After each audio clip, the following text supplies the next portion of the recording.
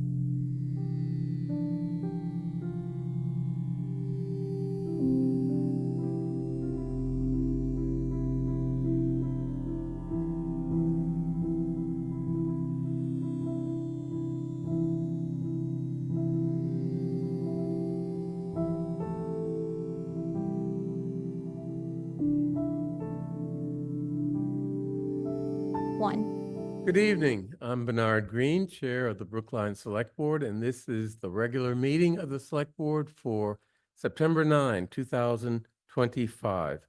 Let's start off with um, statements, updates, or announcements by Select Board members. And I'd like to take the privilege of the chair and make a couple of statements of my own. I heard the other day that our esteemed board member, Paul Warren, is not planning to run.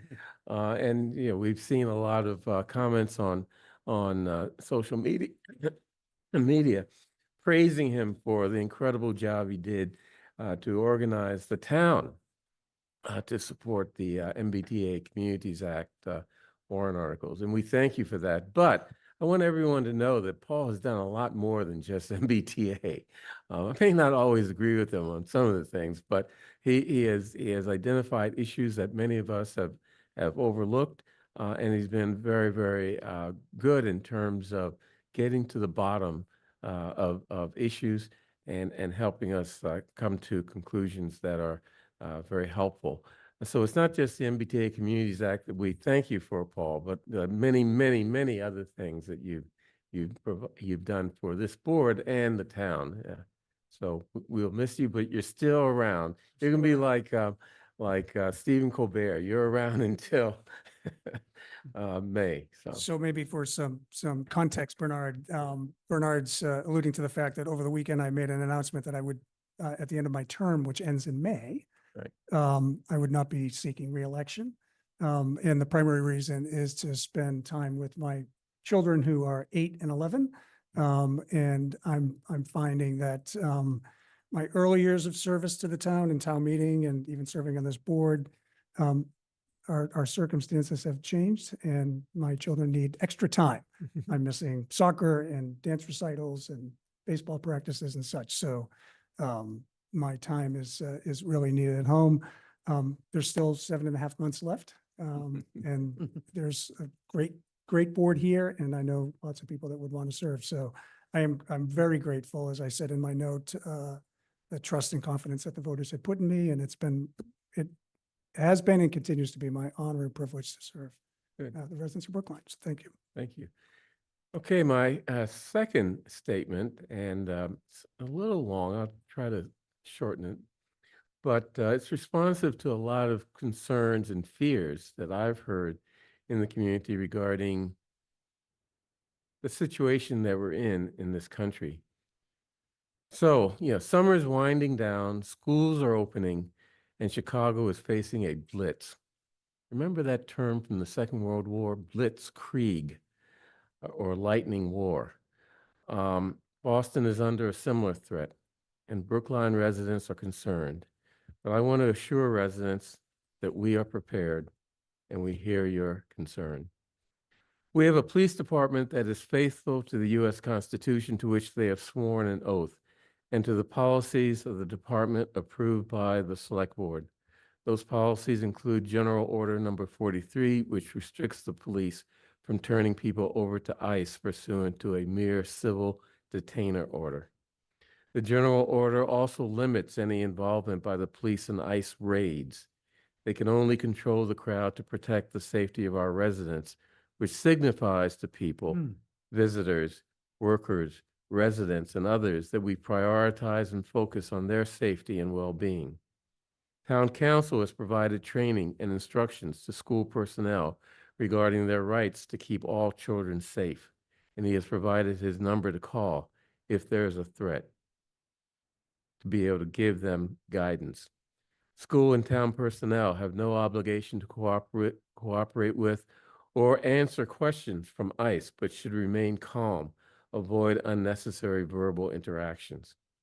ICE cannot enter private property or non-public governmental property unless they have a valid judicial warrant.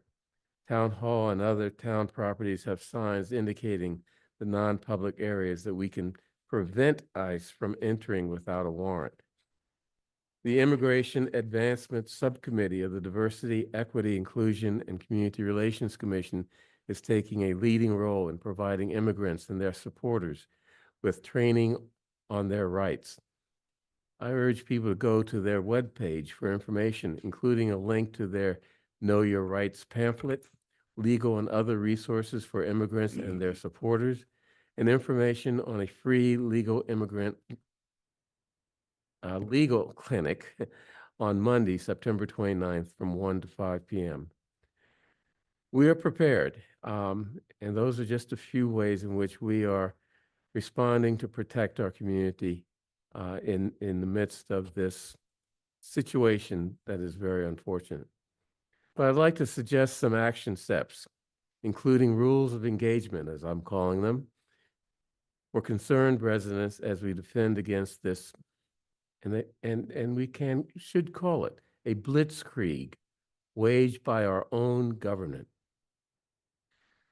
We must confront ICE loudly and strongly, but when confronting ICE, make sure you are not obstructing them, which may result in criminal penalties under federal law. All persons in America have a constitutional right not to help ICE by keeping silent. If the threatened attack on Boston occurs, it may spill over into Brookline. If people organize demonstrations, I urge people to make sure that as many people as possible know about them, because a strong response slows down or deters hostile actions. There will be a nationwide No Kings demonstration on October 18. I urge people to prepare to participate in a local No Kings demonstration, as was done a few weeks ago with thousands of people at Coolidge Corner.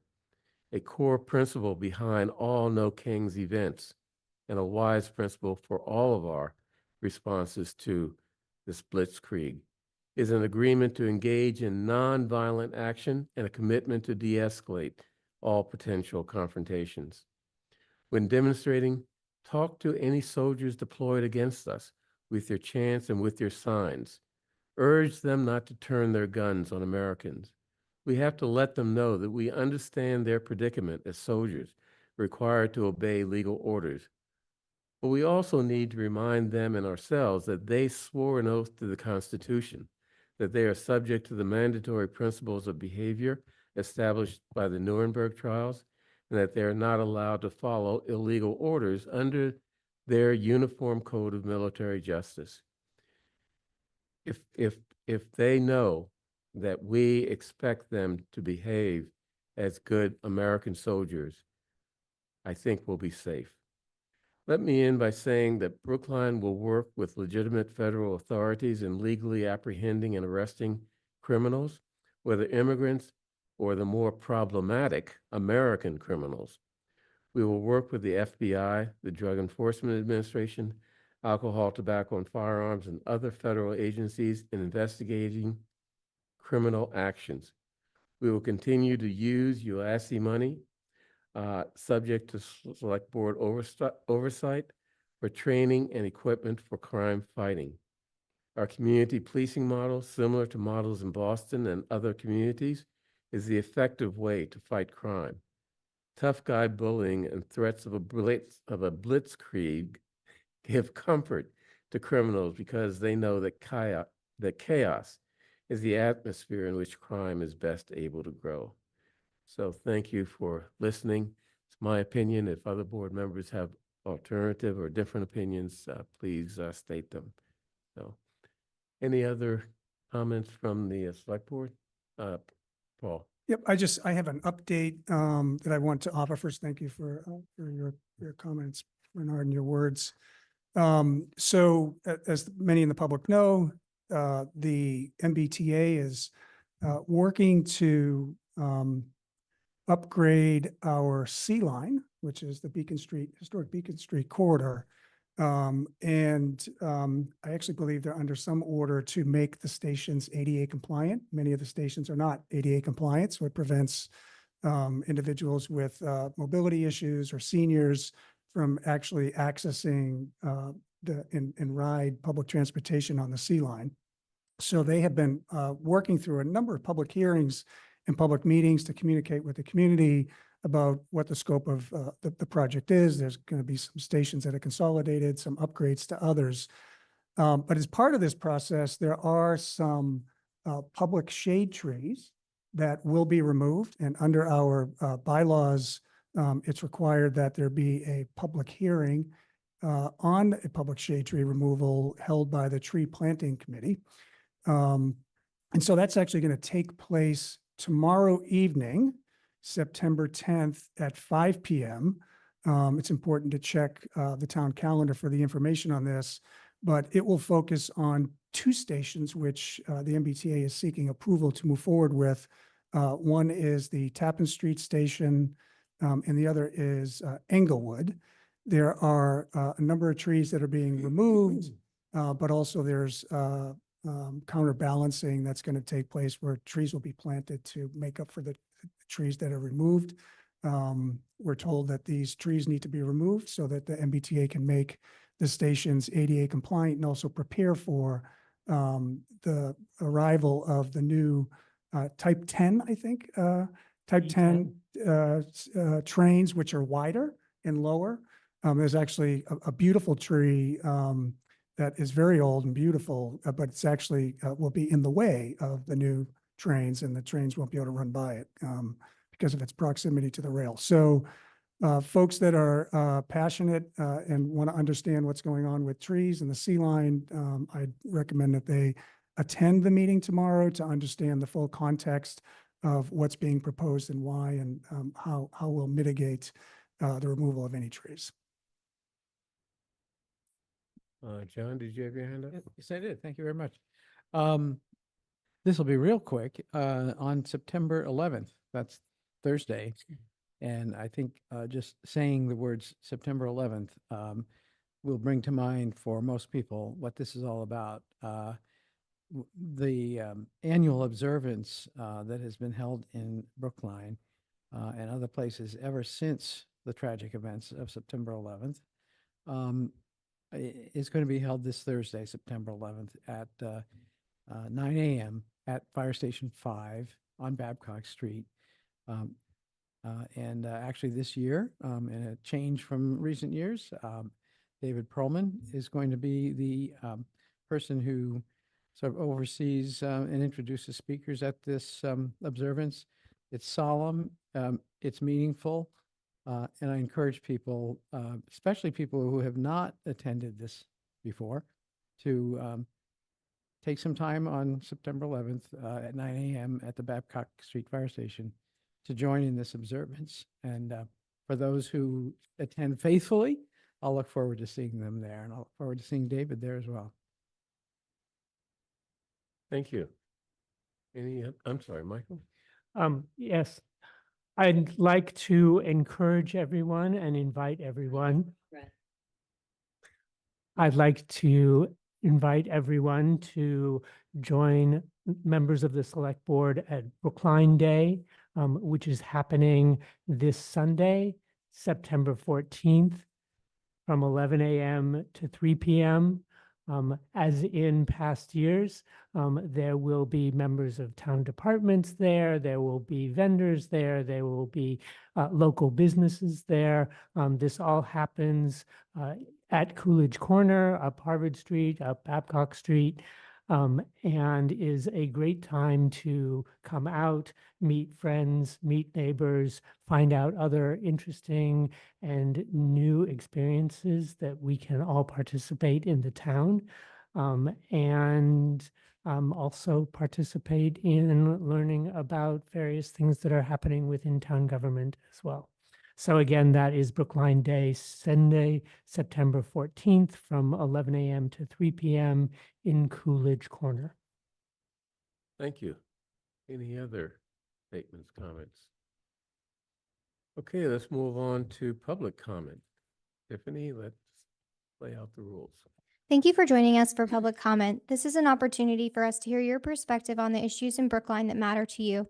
Each person speaking tonight is limited to 3 minutes. You don't need to use the entire time, but you may if you like. Once 15 minutes has been met, there's an opportunity at the conclusion of the select board's business for additional comments. Members of the public sometimes raise questions during public comment. We may be able to provide a quick answer to a question, but are more likely to work with staff to get a more thorough answer and respond over email. The on-screen timer will flash orange when you have 30 seconds remaining and red when your time is nearly up. Please conclude your remarks at that time. If you have more to say, you're welcome to send an email to board members expressing your thoughts in greater detail. Any person speaking tonight should begin their comment by identifying themselves with their full name and either their Brookline precinct number or street address. The first individual who signed up in advance is Linda Pelkey. Linda's online. Linda, I'm promoting you now.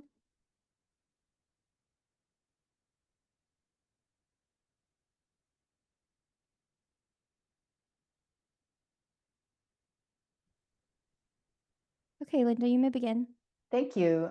Good evening. I'm Linda Olson Pelkey, Town Meeting Member, Precinct 17, member of the Advisory Committee on the Land Use Zoning and Sustainability Subcommittee, and Vice Chair of the Comprehensive Plan Steering Committee. I'm here to comment on your discussion and vote from August 19th on your letter to Mass Housing about the 429 Harvard Street 40B. Your 3-2 vote supporting the project was disappointing and discouraging to those of us who want to see our leaders stand firmly behind the community-driven land use planning process we began in 2022. After a near unanimous town meeting vote, we started with the Planning Process Study Committee, which created the RFP for the comprehensive plan. A consultant team was chosen and we funded the plan through the 2023 override. Next, the town allocated $250,000 to hire a state-of-the-art form-based zoning consultant who codified a context-sensitive upzoning for Harvard Street in the context of the MBTA Communities Act. Debate ensued, public engagement was sought, negotiations were undertaken. A broader set of issues such as concerns for existing businesses, historically significant buildings, naturally occurring affordable housing, and the lack of adequate setbacks and stepbacks all needed to be addressed. The compromise rezoning proposal that emerged was widely supported in the community and at town meeting because it offered by right development and predictable outcomes benefiting both developers and the neighborhood. Acceptance of the potential for larger buildings on Harvard Street was contingent upon all of the parameters embedded in that compromise zoning. Since then, it seems some of you have lost your resolve to see this important democratic process through. What I saw on the 19th was an eagerness to override the will of town meeting and an abandonment of our community-driven planning process. 40Bs are sought in part because of their greater profit potential. They are an understandable result of the drive for profit and the unlimited demand to live in Brookline. But 40Bs are not a cipher for what is wrong or right about our zoning. They are means used by developers to bypass the town's local regulations, allowing them to build primarily expensive market rate housing and a few so-called affordable housing units that are really anything but. You conditioned your acceptance of the proposal by asking for a project that was kind of sort of like the zoning we painstakingly outlined. By picking and choosing the elements of the form-based code you thought mattered, you were rewriting the hard-won framework on the fly. Myself and others had expected a strong defense of our hard-won zoning consensus by town leadership, but we were disappointed. Thank you. Thank you. The next speaker is Eli Litvin. Eli, are you in the room? Let me check online. Eli, I'm promoting you now.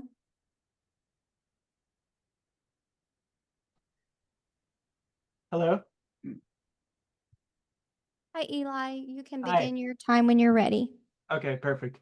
Good evening, members of the Select Board. My name is Eli Litvin. I live at 133 Beaconsfield Road in Precinct 14, which is just steps from the Beaconsfield Station on the Green Line D branch.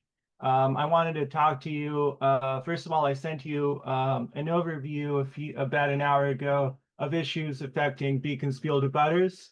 And I also CC'd the Select Board on an email that I sent on behalf of Beaconsfield abutters to the general manager of the MBTA. And I wanted to speak about that more tonight. For nearly 7 years, our neighborhood has been subject to ongoing and intensifying disruption from MBTA construction projects, beginning with the track and signal replacement in 2018, followed by accessibility upgrades, and now the latest GLTPS and power system work. Despite the project names and timelines changing, one thing has stayed the same. Beaconsfield is treated as a permanent overnight construction yard by the MBTA. and our residential community is left to absorb the noise, the disruption, and the disregard. Since August 6th, porta potties have been placed at Beaconsfield. Massive rail deliveries have occurred during the night. Music and shouting from workers goes on until 4 or 5 a.m. And we were told by the MBTA that no work is actually taking place at Beaconsfield during this September 3rd to 11th shutdown. We're used as a staging ground by the MBTA. This isn't a temporary inconvenience. It's become a chronic quality of life crisis since 2018. Residents have documented years of overnight noise from idling trucks, heavy machinery, and construction crews. A rodent infestation that coincides with construction periods has not been addressed. No clear communication from the MBTA, no newsletters, no advance notice of projects, and no community meetings. And a repeat pattern of project redos and real replacements that suggest deeper issues with the planning and oversight. When residents raise concerns, we're often met with vague answers, unreturned calls, or silence. This isn't just about a construction project. It's about how the MBTA treats the people who live beside its infrastructure and whether we as a town are willing to protect the residents when things go too far. So tonight I'm asking the select board to help us secure 5 critical steps forward. Number 1, cease the use of Beaconsfield Station as a staging yard. Number 2, implement meaningful noise mitigation, including 24/7 on-site supervision and enforcement of no idling rules. Number 3, request an independent audit of MBTA D-branch expenditures and project planning since 2018, particularly at Beaconsfield. Number 4, coordinate a health inspection through the Department of Public Health to assess rodent activity linked to construction. And number 5, restore transparent communication by the MBTA. These are not unreasonable requests. They're foundations of good governance. Thank you very much. Thank you, Eli. There are no other individuals who signed up in advance of the meeting. If there's anyone else who wishes to speak online, please raise your hand using the raise the hand feature at this time. Or if there's anyone else in the room, please make your presence known. Okay, there are 5 individuals in the room and 21 online, and it looks like no one else wishes to speak. Okay, thank you.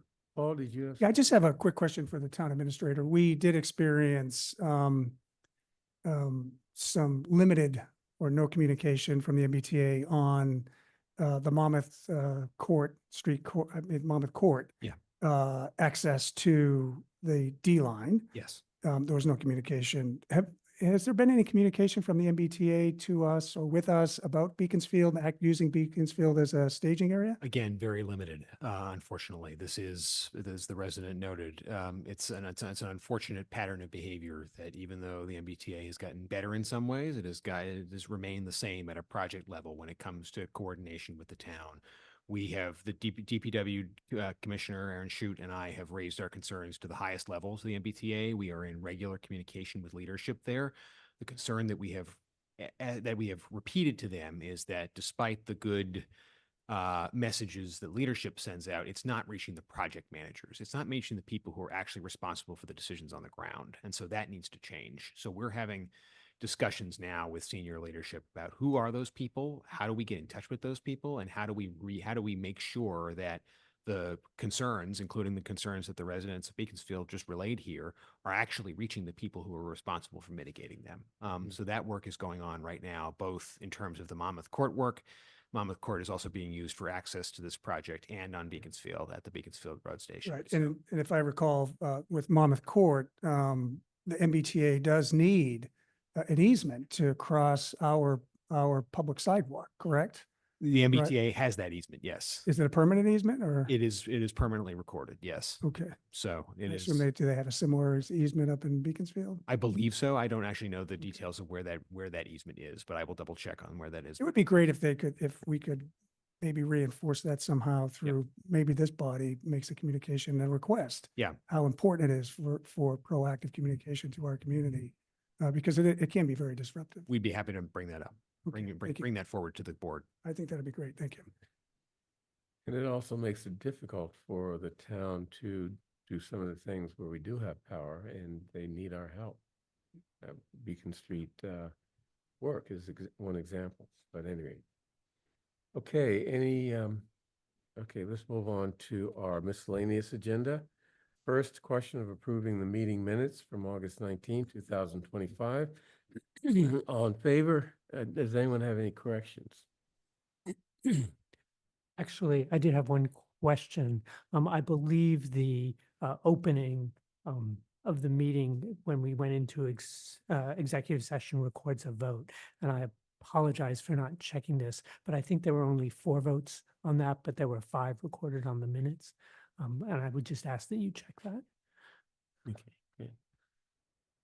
Okay, with that amendment, if it's needed, I move approval of the August 19, 2025 minutes. All in favor? John Van Scoyac, Aye. Paul Warren, Aye. David Perlman, Aye. Michael Rubenstein, Aye. and chair votes aye. Next, I'd like to take items 5B through 5N in omnibus fashion, unless someone would like to pull out one of those items and have further discussion. Yes, David? I do have some questions regarding 5C, the change order credit amount for unfinished punch list items. Chesky? Sure. Lapien, our the Director of Capital Projects is here. Good evening, Select Board. Lapien, Building Department, Director of Capital Construction. How can I help you? I just got one, I'm running the Building Commission meeting right now, so they kindly excuse me for a couple of minutes. All right, so just very quickly, we have before us the question to approve a change order in the amount of $161,783.35 for unfinished punch list items at Driscoll regarding defective work and insurance for non-completed work. Mhm. And my question is, do you think this is really the appropriate approach, or shouldn't we be holding to task essentially Gilbani for completing this? We've tried that approach long and hard. I think this is the most expeditious approach for the town because we already have a plan to finish it off.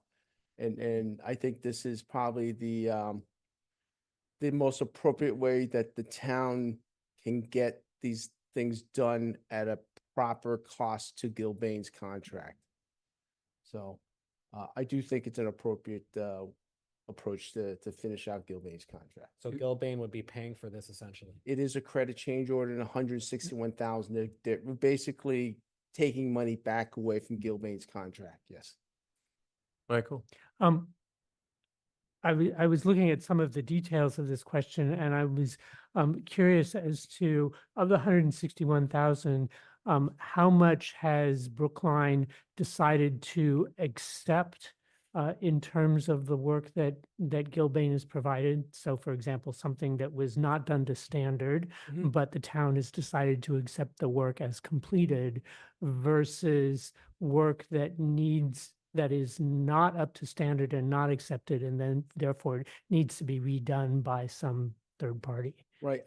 There is a giant spreadsheet which I can distribute which itemized cost by cost of these items that, for example, one of the items here is they use pressure treated wood instead of a better Akoya wood, which is more resistant to wear and tear. Originally they offered only $2,200 for it. I said, that's not an appropriate cost. We asked for $5,000 and it was a struggle, but we got the $5,000 cost. The architect has agreed that that is an appropriate cost that we should get back from the town for using inferior product. And yes, sir. Paul?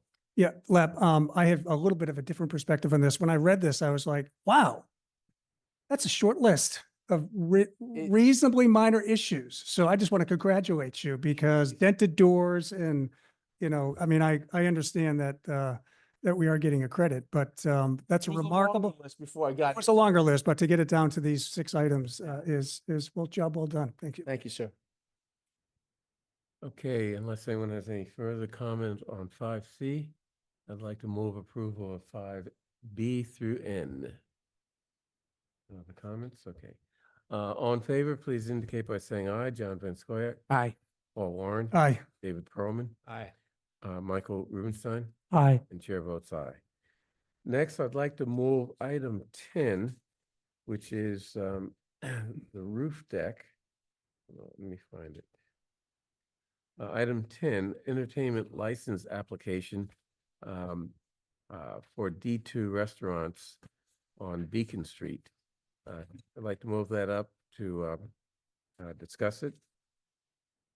And is there someone in the audience that, Stephanie Boudreau is online. okay.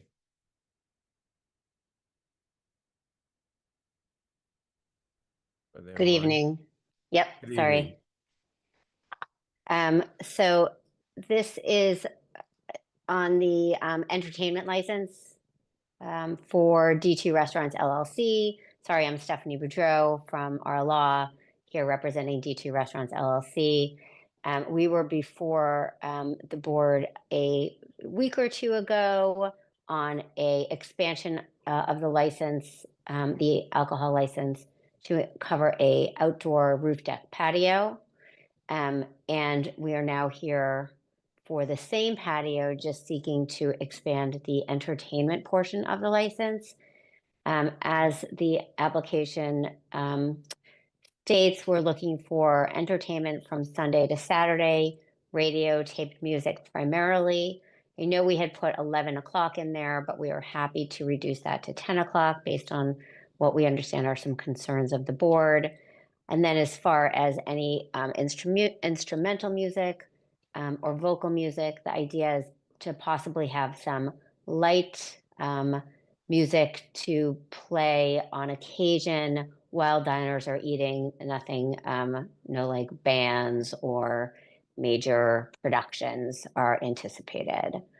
I have my client here with me this evening if the board has any questions, and we're asking for approval of the application. Thanks. John? Yes, Stephanie, thanks very much. But I confess you confused me just a little bit.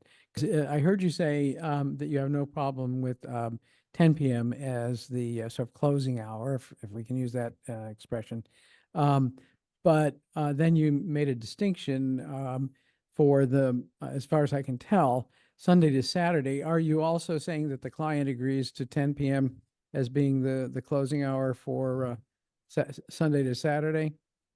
The type of music that will be allowed then? As far as music, yes, I think that the 10 p.m. for all nights. And David, you're I know you're here. I don't know. I know that 10 p.m. was the agreed upon time, and they don't anticipate being open later than that, and certainly not playing music later than that. And if things change and they decide that, geez, there's really a market for that, we would come back before the board. Thanks. Any further discussion?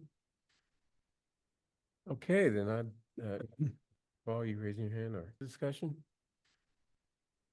Okay, then I'd, Paul, you raising your hand or? No, I Oh, was just coughing. okay. Yep. Okay, I move then approval of the entertainment license application for D2 Restaurants LLC doing business as Manny's or as Mize, located at 1306 Beacon Street, with respect to entertainment on their deck. All in favor, please indicate by saying aye. John Van Scoya? Yeah, I'm sorry, yeah. David? Can we John? put into the language of the vote, 9:30 a.m. Sunday to Saturday, 9:30 a.m. to, 10 p.m. Sunday to Saturday, et cetera? Because what we have in front of us actually is the 11 p.m. closing. And so Okay. either there has to be an amendment proposed or, Okay. So I'll move amending, I'll move approval of the license as amended to limit Sunday to Saturday radio and tape music to 10 p.m. as well as 10 p.m. for other types of music. Right. That's satisfactory? that's the And for the clarification common I was vic, looking and for the common vic, right? I mean, so are you saying that Well, there'll be that's not on our agenda. it's only the entertainment? No, this entertainment, it covers, it's an amendment of their entertainment license to cover indoor and outdoors. So we should probably clarify that their entertainment indoors can remain the same. Right. Okay. Is that clear? Yes, yeah, it's actually more complicated than just the one change. Okay. May I make a proposal? Sure. Um, Counter my proposal? I move that we amend the entertainment license for D2 Restaurants LLC DBA Esme's located at 13 Business Street to cover the indoor space for radio and tape music from Sunday and Saturday from 9:30 a.m. to 11 p.m. and radio and taped music from Sunday to Saturday from 9:30 to 10 p.m. for their newly approved roof deck, as well as instrumental, flute, guitar, harp, violin, and vocal music for special events between Sunday and Saturday between 10 a.m. and 10 p.m. for both their indoor space and their newly approved roof deck. Yeah. Ms. Bordeaux, is that acceptable to you? Is that what you're intending? Yeah, I mean, I don't have the current entertainment in front of me. Our thought was to keep the current entertainment as is. But as far as the exterior, yes, that's what we were intended. Okay, so All exterior activity stops at 10 p.m. right. Yeah. But your amendment or your motion talks about indoor. Right, because indoor goes until 11, 11. because that's the same as the current.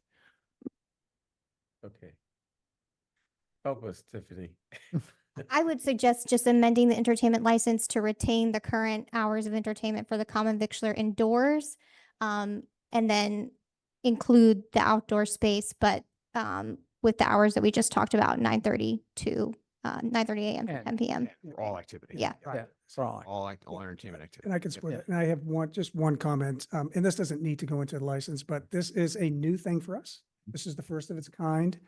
It would be really helpful if we could just monitor this and be sensitive to this, that there are, as John had rightfully pointed out, there are some residences nearby. We don't know, what a roof deck restaurant would be like in We've Brookline. had this roof deck restaurant for years. No. It's Scott Hops and Scotch.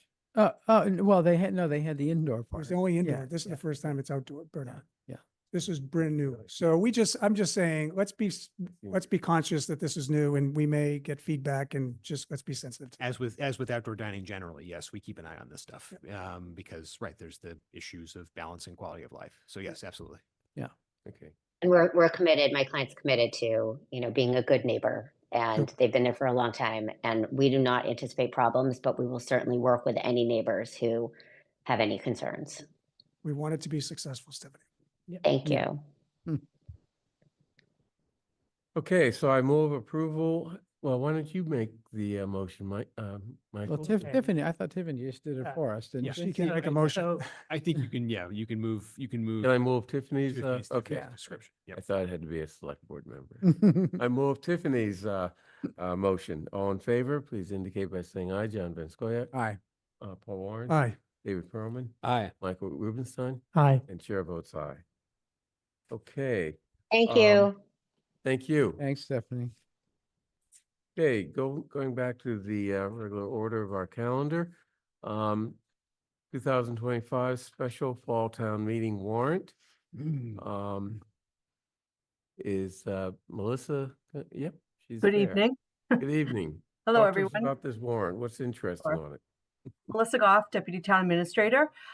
So last Thursday, the warrant for the special town meeting closed and we had 17 articles that were filed. Those articles are in your packet. You may recall that the last time we met, we talked about potential warrant articles, and there were two articles in particular that we talked about that we would hold and see how the board felt about sliding them into the warrant. There's a memo in your packet that has a vote prepared if you choose to add either one or both of those articles. One is around the elimination of the HR board. The HR director, I think she might be online if you want to talk about that further. There have been issues with a quorum and trying to keep the board staffed, and so this is a proposal from the HR director. And then the other article is from the town administrator. This is in response to some issues that arose when we were revising the handbook around advisory committee service on committees that have the building project committees, and this would allow for their continuation of service, which has been the practice of the town. Okay. The latter article duplicates or is on the same subject as warrant article number, one of the warrant articles. Correct. Okay. It's on the same So- subject, and I think it's a question of the board's discretion. You know, they don't do identical things. One, the petitioner proposes to define the terms, you know, what it means to have custody and control over the money in question. And in the other, the one that was proposed by staff in response to the advisory committee concerns raised is a more limited exemption solely for service on a building project committee. So one is a broader definition and one is more narrow. And the board can certainly take the petition, the broader one, and you know, adopt it if they see fit. You could put both on the warrant, and you can not move your motion. It's entirely up to you. And the warrant article that staff has put together doesn't address the concerns of the petitioner for the other warrant article. No, correct. So that creates a little bit of a conflict there. What do people think? Paul? So Bernard, I think I probably raised the greatest concerns at the last meeting about this.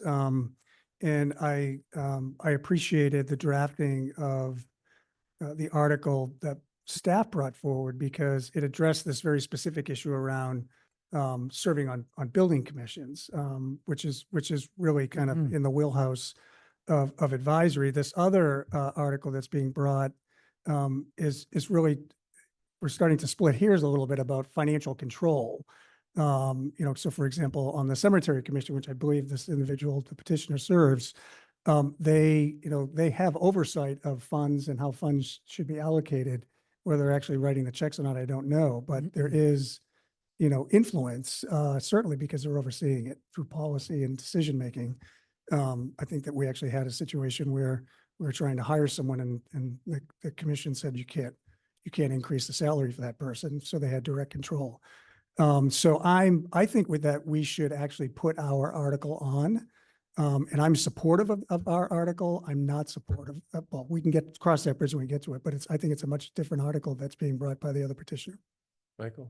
I have a question as to whether or not anybody's asked the moderator whether or not we can either with a substitute motion or an amendment, amend the filed warrant article to be the one that we are, that staff has drafted.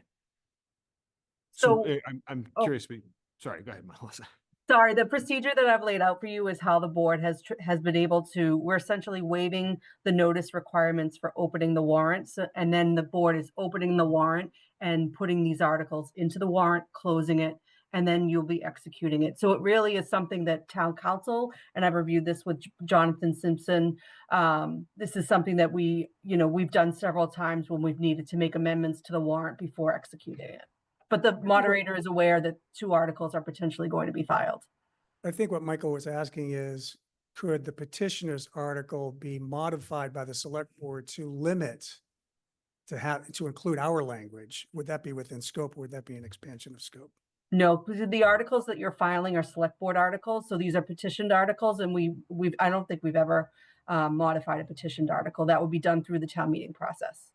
You could, but if your question is, would that amendment be in scope? Again, I think you need a ruling from the moderator. We haven't asked that. Okay. Reading that article, it does describe those, it has 2 carve-outs. It says, the commission should be described as something that meets regularly and is a permanent commission. So that would exempt building commissions. So the public petitioned article does what the staff proposed warrant article does. It just then does something else too. So you wouldn't even necessarily need to amend that article in order for it to have the practical impact that your article does. It then has that additional language in there about describing what it means to have control of the funds. Okay. I guess in the absence of a ruling from the moderator, I would agree with Paul that we can always put it into the warrant and choose not to move it. I just feel like in order to simplify this for town meeting, that it might be simpler to describe this as an amendment if we can work out what the right amendment would be, rather than figuring out what the voting process is for two separate warrant articles and how they get ordered and all of the potential misunderstanding that could arise. John, I don't think that we're at any risk if we go ahead with our version of the article while the petitioner goes ahead with her version of the article. I mean, ours is an attempt at a fix for a problem that has arisen for advisory committee members. The advisory committee is going to weigh in on these articles, and they will say, do they think that our proposal fixes the problem as they see it? They can also weigh in on whether the sort of additional fix that is added by the petitioner should be added to, the fix as we proposed it. And so I just think we should go ahead with ours and, let the petitioner go ahead with the petitioners. David, what do you think? Yes or no? I agree with Okay. Paul and Michael. Okay, so what's the vote we need to take? So you might want to, because there's a joint vote in your packet. Sorry, Melissa, I'm stepping in. No, I would just, I think I just need to know whether or not you want to add one or two articles to the warrant, because you haven't really talked about the HR board proposal. Yeah, I thought that we didn't have any objection to that, did we? No, When we last talked about it. Well, I actually do. I don't really like the idea of moving away from citizen participation in the hiring process. I understand that it's mostly of a cosmetic nature, but even so, I think that it's helpful to have that type of public input in job descriptions and in looking at human resources decisions from a broad-based policy perspective. I like having that outside input. What do other people think? I'm willing to go along with that.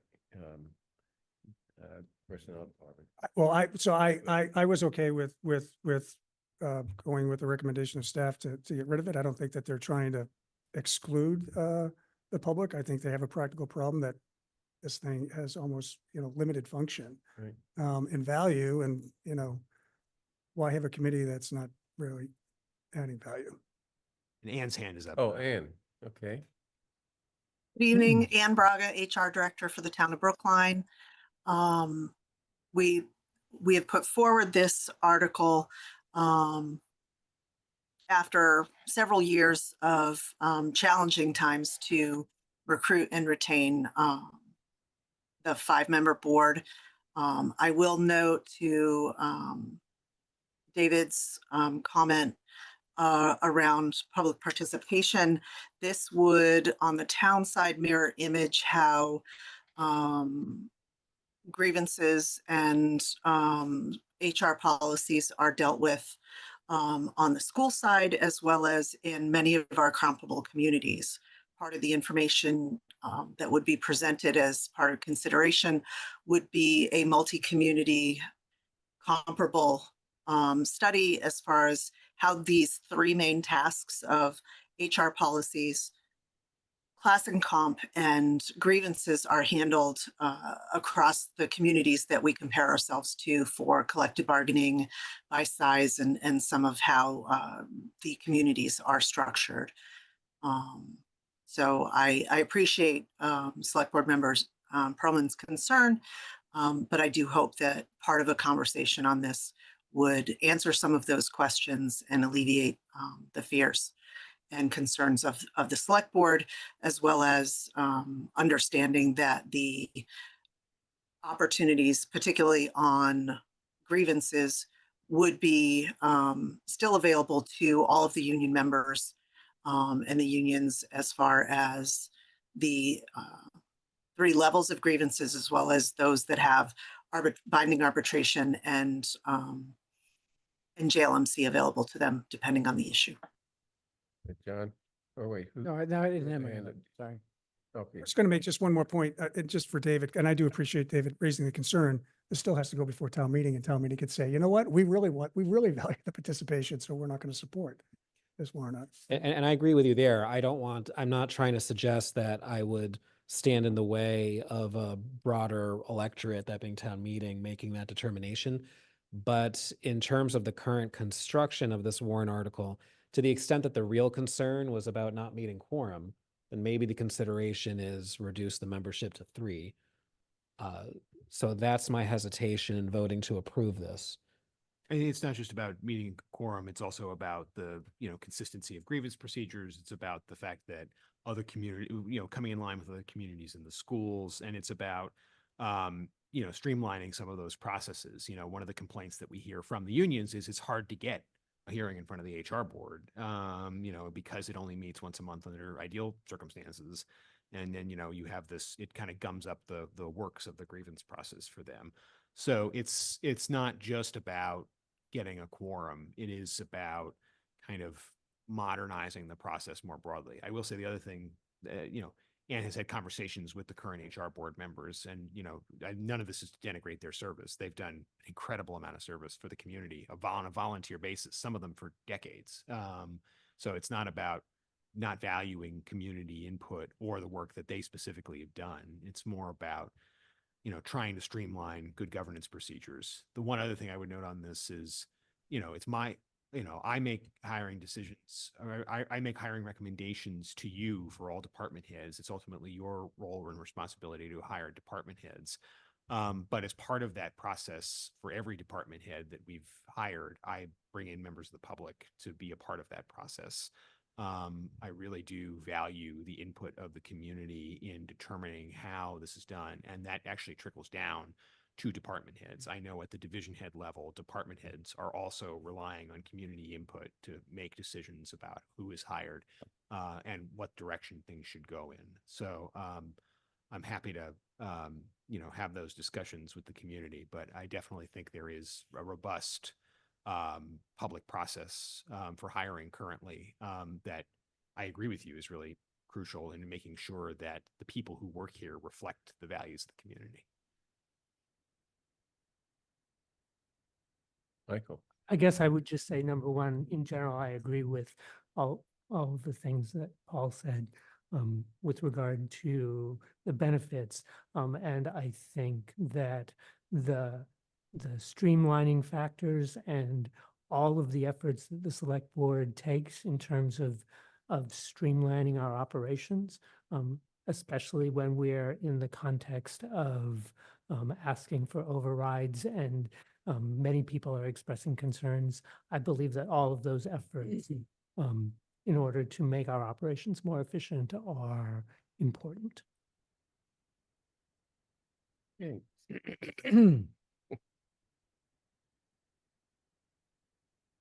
Okay, sounds to me like we have agreement that we do go forward with these 2 articles.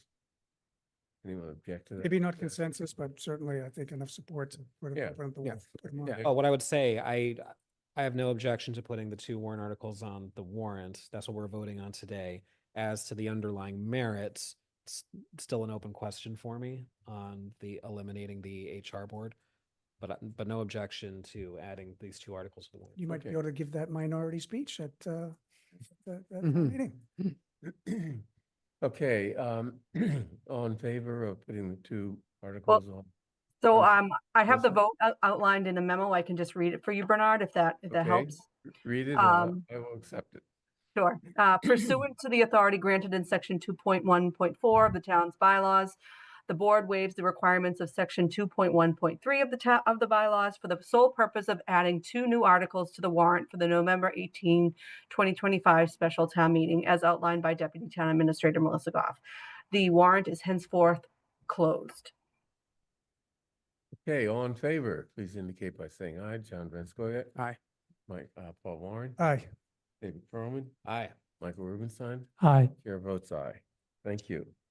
And so Anything else on- the last part is that we actually need you to execute the warrant. I will say that the warrant has also been added to your packet with these 2 articles. We will change the numbering a little bit. So we'll put the HR board as article number 5 And then the advisory committee article, I'm sorry, not the advisory, the advisory committee building project committee article will follow the naming committee article, which is currently number 9. So I will amend the warrant that you have in your packet to insert those 2 items. I will also note that we received a request from the moderator to have a hybrid meeting. So that is also reflective in the warrant material as well. Okay, so I guess the motion is I move approval of the warrant as to be amended, as indicated by Melissa Goff. And all in favor? Is that a good way of doing it? Does And that did- work, Melissa? You're going to We'll separately execute take the the warrant. hybrid? Pardon me? I would just say to execute the warrant as presented with the amendments previously voted. Right, and the hybrid meeting is a separate issue. Okay. I would think. It's actually because now it's reflected in the modified version of the warrant. The warrant says now that whereas if it was not a hybrid meeting, the warrant would just say meeting at the high school auditorium. The revised version of the warrant that's now in your packet says meeting also via Zoom. Okay, so by voting for the warrant, we vote for all 3 things. Okay, great. The 2 warrant articles and the hybrid meeting. Yeah. Okay, I move approval of the warrant as so amended. All in favor, please indicate by saying aye. John Van Scoyac. Aye. Paul Warren. Aye. David Perlman. Aye. Michael Rubenstein. Aye. And Chair votes aye. Thank you. Thank you. Next, naming committee guidance. Discussion of questions from the naming committee to provide guidance to that committee as they work to update guidelines. So, yep, we have Pam Roberts in the audience who's going to explain to us what this is all about. I sent you all a letter on August 26th stating that Pam Roberts, town meeting member, precinct 2 and chair of the naming committee. When the change of the name from the Heath School to the Hayes School came before us a year or so ago, we looked at our guidelines and realized that they were kind of outdated. There were things in there that didn't apply to anything anymore. There was language that really needed to be updated. So we decided to undertake that task, and we've been going through things. David Mark Goldstein is our hero because he took the whole thing and went through everything with a red pen and question marks and stuff like that. And we have some outstanding questions for the school committee, which only they can answer. We have some outstanding questions for the public Parks and Rec department, which they kind of just have to approve what we have or change it, whatever. But we have some questions in here for you because we weren't comfortable going forward without your guidance. I think you would see the first one, do you want me to read these to you or do you have Sure. them there? Okay, the we guidelines I think specify. we have them in front of us, but why don't The you- guidelines specify conditions for naming something after an employee, which currently state that they need to have 25 years of service, and the committee will wait 2 years after receiving any request to name after a staff member. The committee requests clarity on whether this should remain as is or if there should be additional requirements, such as waiting at least 2 years after retirement. Naming members did not think this provision should be removed altogether. Does that make sense? What I'm Think so. asking? Okay. I mean, why is it limited to retirement? I mean, you may want to. Well, I don't. Someone who passes away or goes on to higher office. That's a good question because we don't have anything in there about that. Would you like us to add that language?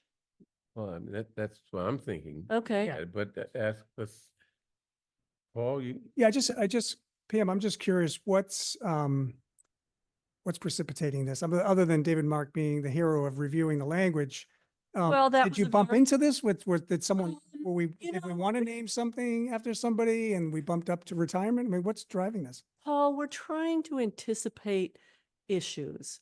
And we started thinking, what if someone retired, left in a blaze of glory, and then stories started coming out? I don't like to think that would never happen in Brookline, but what if it did? We were thinking there needed to be a slight little cooling off period between immediately naming something after someone.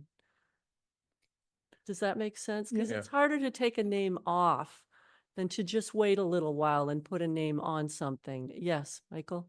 Yeah, well, So when I read the question, Yeah. I thought that your concern was actually somebody might have 25 years of service, you might wait 2 years, but they might actually still be on the payroll, right? So that was the case of consideration, That is part of it. right? Right now, it's And not clear language. Right, and We, maybe the question of retirement, maybe it shouldn't be a question of retirement, but maybe it should be a question of leave the service of the town of Brooklyn. all right.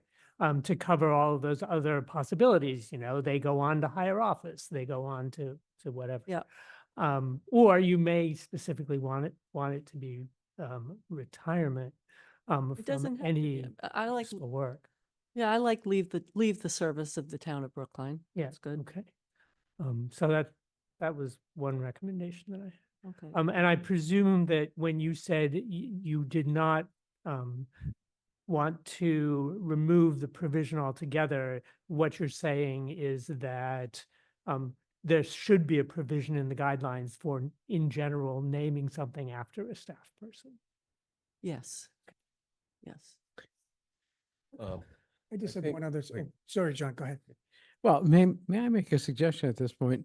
I think before this, is all decided, we're going to have to see a proposal from the naming commission that cites the current guidelines and then kind of with redlining, cites what would be changed in the current guidelines. Well, And we're then, giving them some guidance as to what that. We, but we have you a, we know. have a meeting set to finalize all that and Yeah. we will pass it along to you, but we didn't feel like we could go forward without getting these questions answered.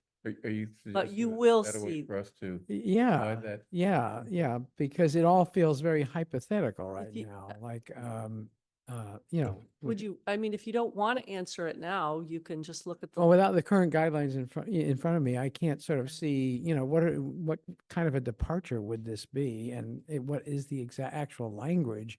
And how would we achieve this through revised language of the guidelines that were previously voted? That is the exact. So language. I was actually going to bring up John's exact point. I'm going to just make a little amendment to it. I agree.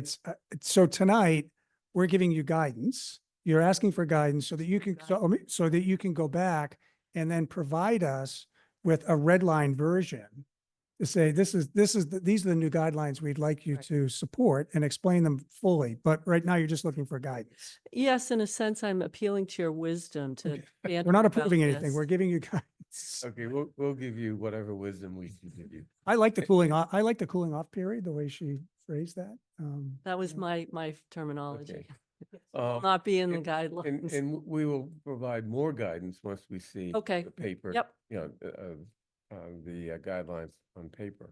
Okay. But I think it is useful to go through the 4 items you have in the materials or in your letter. Yep. And just, give you whatever thoughts we have. So, okay, we dealt with someone leaving the employ of the town. And then street renaming. Yeah, the reason we brought up street renaming is there's nothing mentioned in our guidelines about street renaming. And while we have ideas about it, we actually think that there should be some guidelines. We think that perhaps there should be a certain percentage of owners on the street who agree to the street name, because naming a street is a big deal, especially if it's a long street. And we don't know how to make that percentage, how to come up with a concrete. If you'd rather, we can bring this back to you in the final thing and you can dicker over it. But this was just asking you now, what do you think about it? Yes. Yeah, Michael. So I have actually an opinion on this. And my opinion is that the public way belongs to the entire public, not to specific property owners. So I would actually caution against privileging some community members over others in addressing the public, whether it's the public way or public buildings. I mean, such property owners certainly have the right and the incentive to participate in the public process, potentially more than others. But I don't think that the guidelines themselves require any sort of privileging or quotas with regard to privileging specific property owners. Except the cost to those individuals is going to be very high. Could be very high. I think, David. I was going to just make the point you made that the reason to weigh the opinions of the owners a bit more is they're bearing some very direct costs to any changes in the street name. They have to change their deeds. They have to change their address in terms of mail. So there are some real costs that are associated with the street name change that general users of the byway don't necessarily bear in the same manner that owners do. I completely agree with you, however, that the general public should absolutely be involved in that process. But I do see a need to have some kind of protection in place for those who actually live on that street or work on that street who are going to bear real financial costs that others who are driving through won't have to bear. John? I kind of thought we had reached a consensus, sort of an unspoken consensus, when we went through, sort of a wave of questioning of names of this, that, or the other thing, and then changing the name, that the one thing we wouldn't change is street names. So, I mean, if there's going to be a policy on street names, my suggestion is simply that streets should not be renamed. It just creates too many problems. Especially with GPS now, and who wants to have to figure out, how to find a location when the street name keeps changing. So it doesn't make sense to me to even be considering. I agree with that. I mean, because my fear is that, in this town, people are going to look at Washington Street and say George Washington was a slave owner. And of course, that's a state highway, I think. But, streets like that, we're going to have just tons and tons of street renamings, and it's going to be very disruptive. So I think that I agree with John that, maybe we should exclude street namings, except that, in Boston, there was a renaming of sort of, I think, a symbolic renaming of a street for this rock group from the 70s, I think, and I forgot the name. New Edition. But those are temporary. That's like, we celebrate them this weekend by temporarily. No, I think it's permanent. But so we need to allow for that type of name change, even though the official name may remain, whatever street. Paul?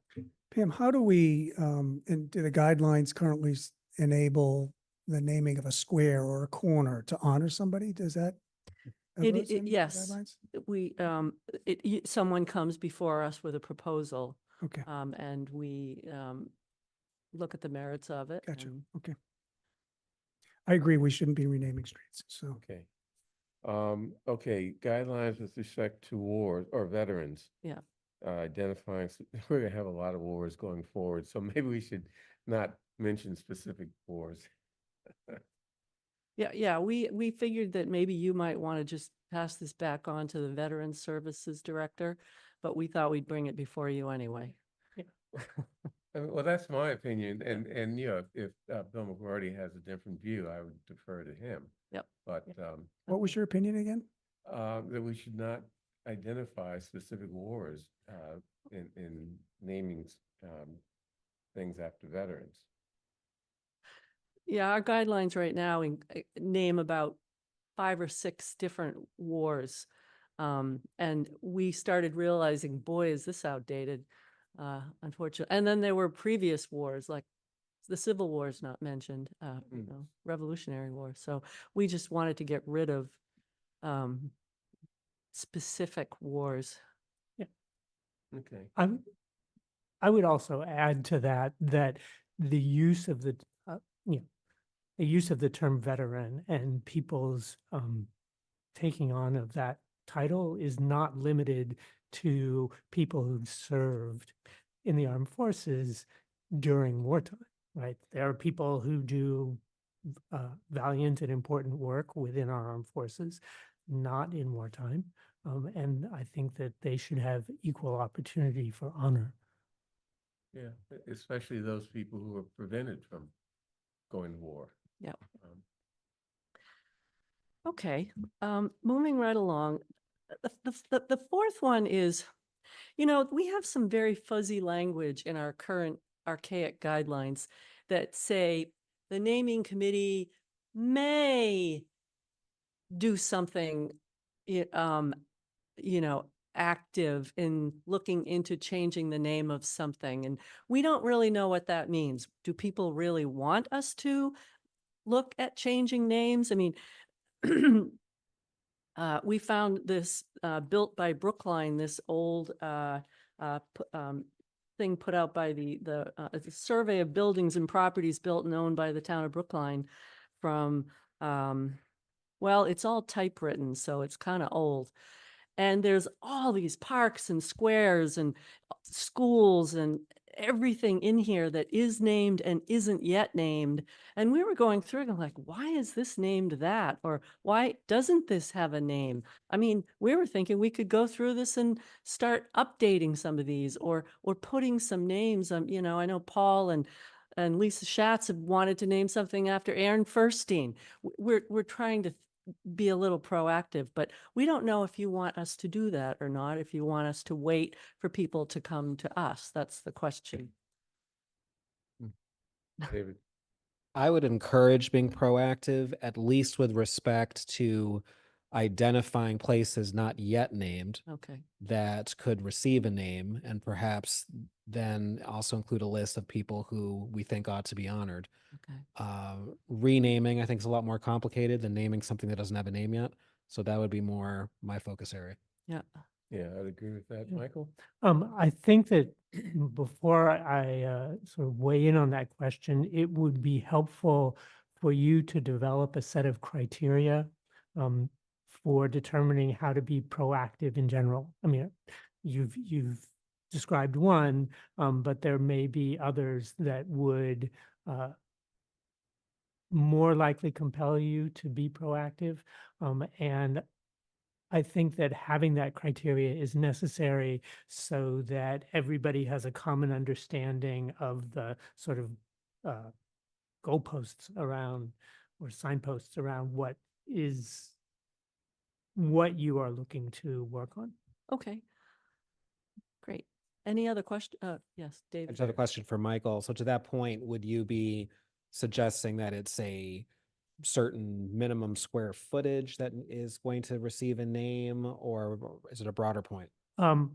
It's broader. I am not specifying the criteria. What I am saying is that the naming committee should develop criteria back to us, as opposed to saying, you know, we think we should be more proactive or something that is more nebulous. Yeah, something more specific that other people can hold you accountable for as to whether you are following those aspects Okay. of the guidelines. Thank you. Any other questions? Any other requests for Or any other guidance? questions for you to ask for questions? No, we don't have any more questions. I think you've all Any been. questions? I have one If other you had any thoughts, how's that? So in my walk down Beacon Street, we started the process of adding benches, but we still have a long ways to go. And kind of speaking towards this issue of, you mentioned square footage, like what should be named, what can be named. Is there any overlap or partnership with the DPW to get more things with someone's name on it in honor of or in memory of, to help support getting more people recognized, but also other facilities available within town? Well, that's a great idea.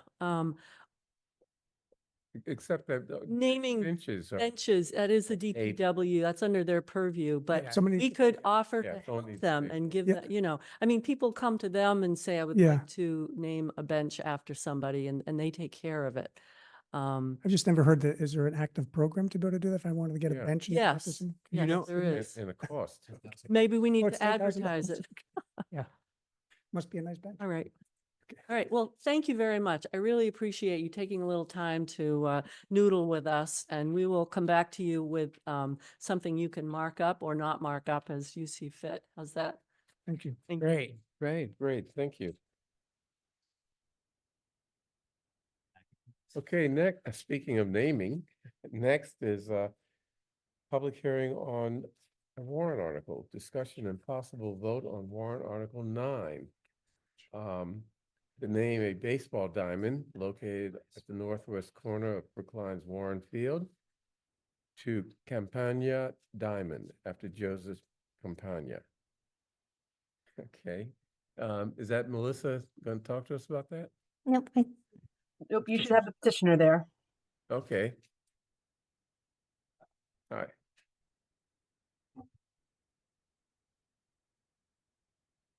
Did we do this on purpose to have the naming discussion? And now we're talking Yes, about we, this? we did. We did, really? It's like poetry, it rhymes.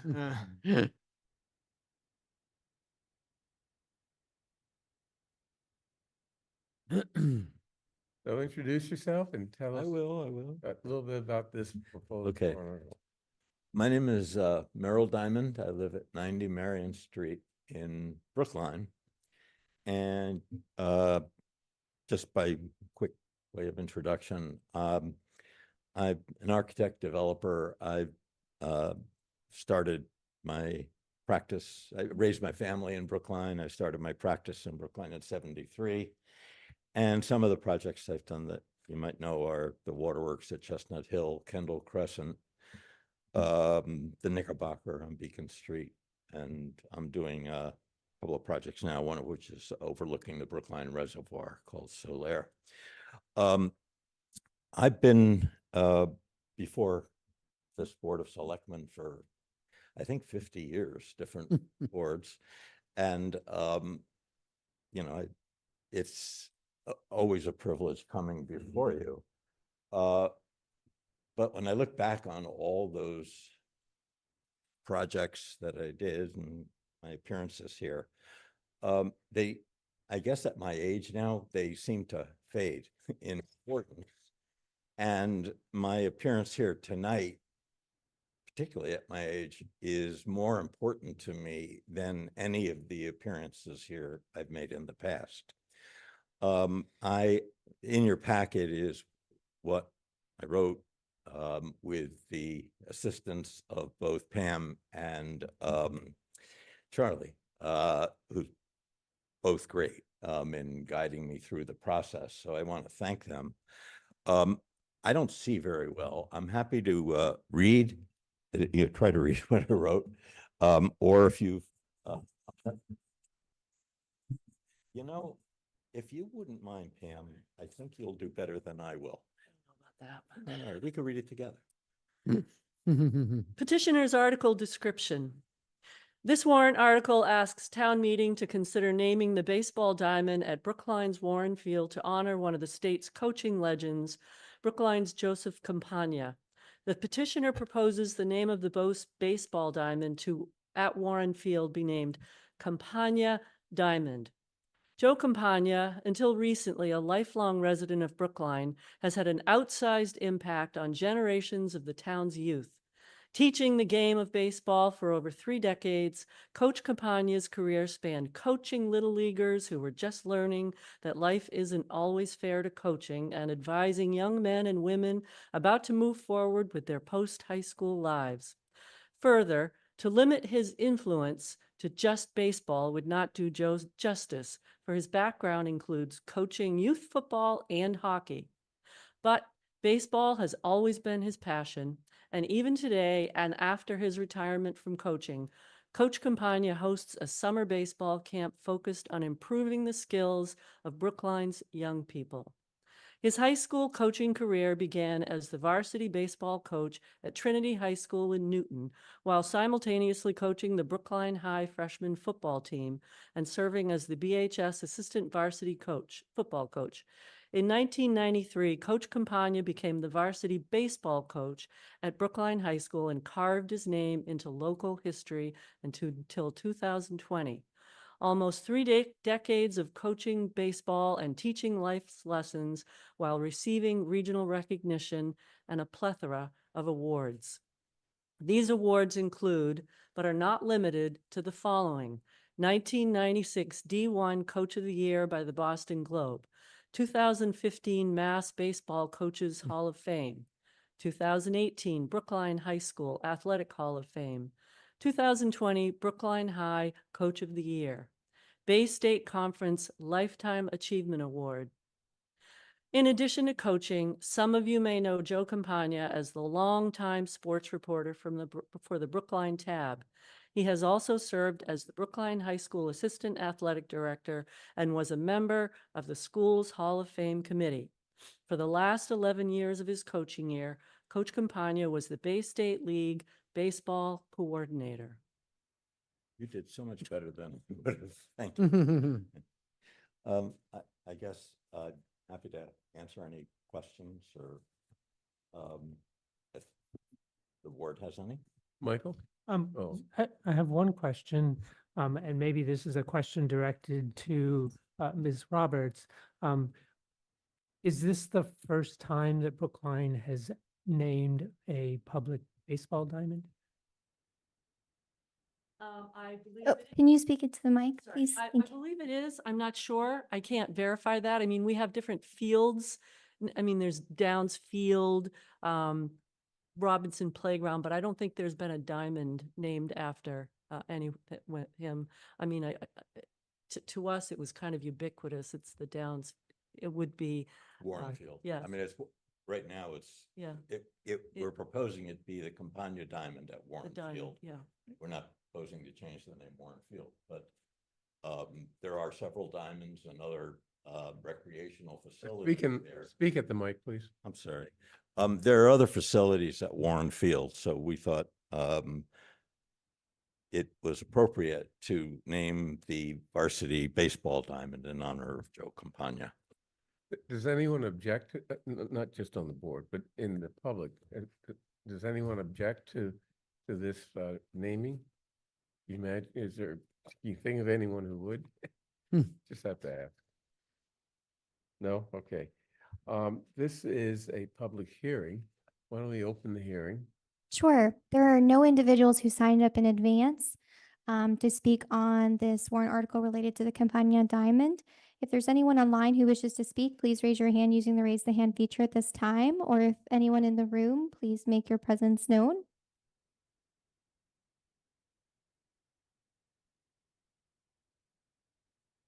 Okay, there are 3 individuals in the room, 17 online. It looks like no one is indicating their desire to speak. Okay, I'll close the hearing. Paul? Yep. Sorry, I think John had his hand up. Paul can go, and then I'll Okay. go. Yeah, Okay. yeah. Meryl, first, thanks for bringing this forward. I'm curious, can you tell me a little bit about your relationship? Why are you bringing this? That's a good question, and one I thought about and was going to include part of my presentation. You'll find, all of you, as you get older, your circle gets narrower and narrower. And to my surprise, I found that my circle, after all these years of people I really cared about that had, that I see socially, that had a huge influence on my kids. Both of my boys, I raised 3 kids in Brookline, but both of my boys played baseball for Joe. I consider him to be one of my best friends.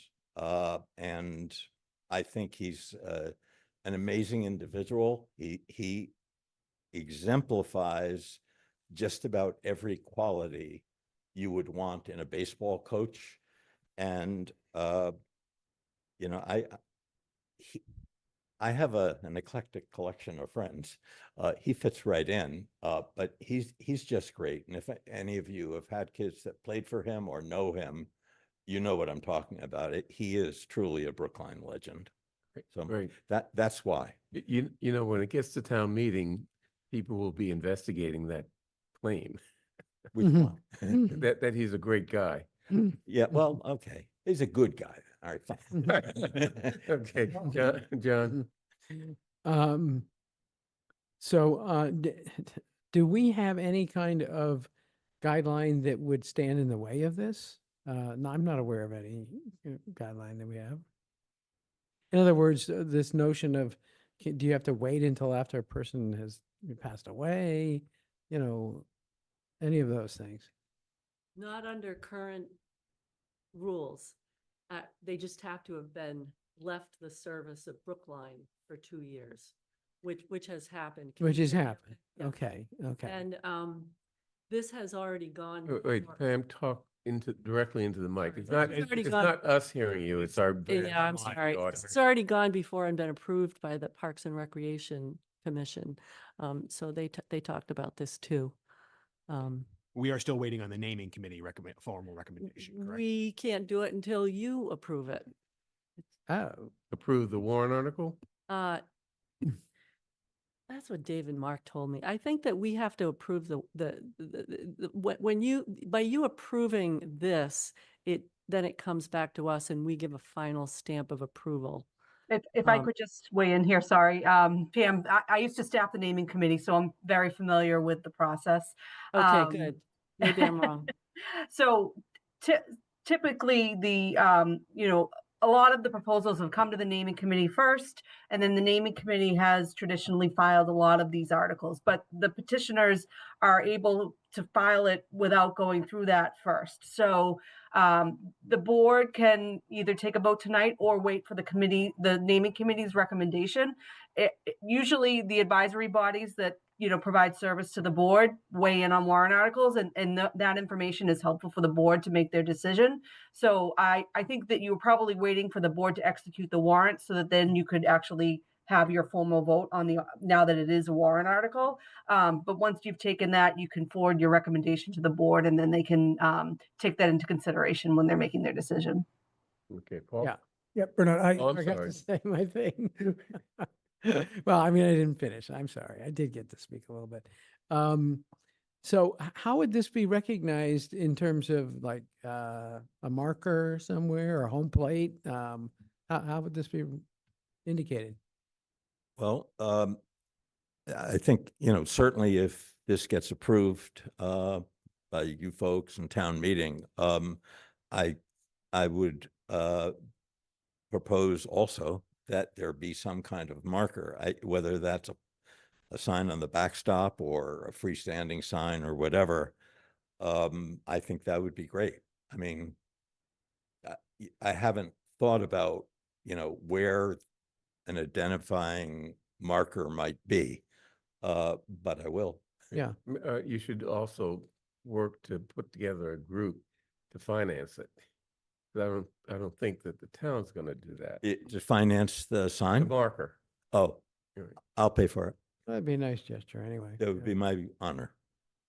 Paul? yeah, I was just going to say, first, I really appreciate you bringing this forward and explaining your connection.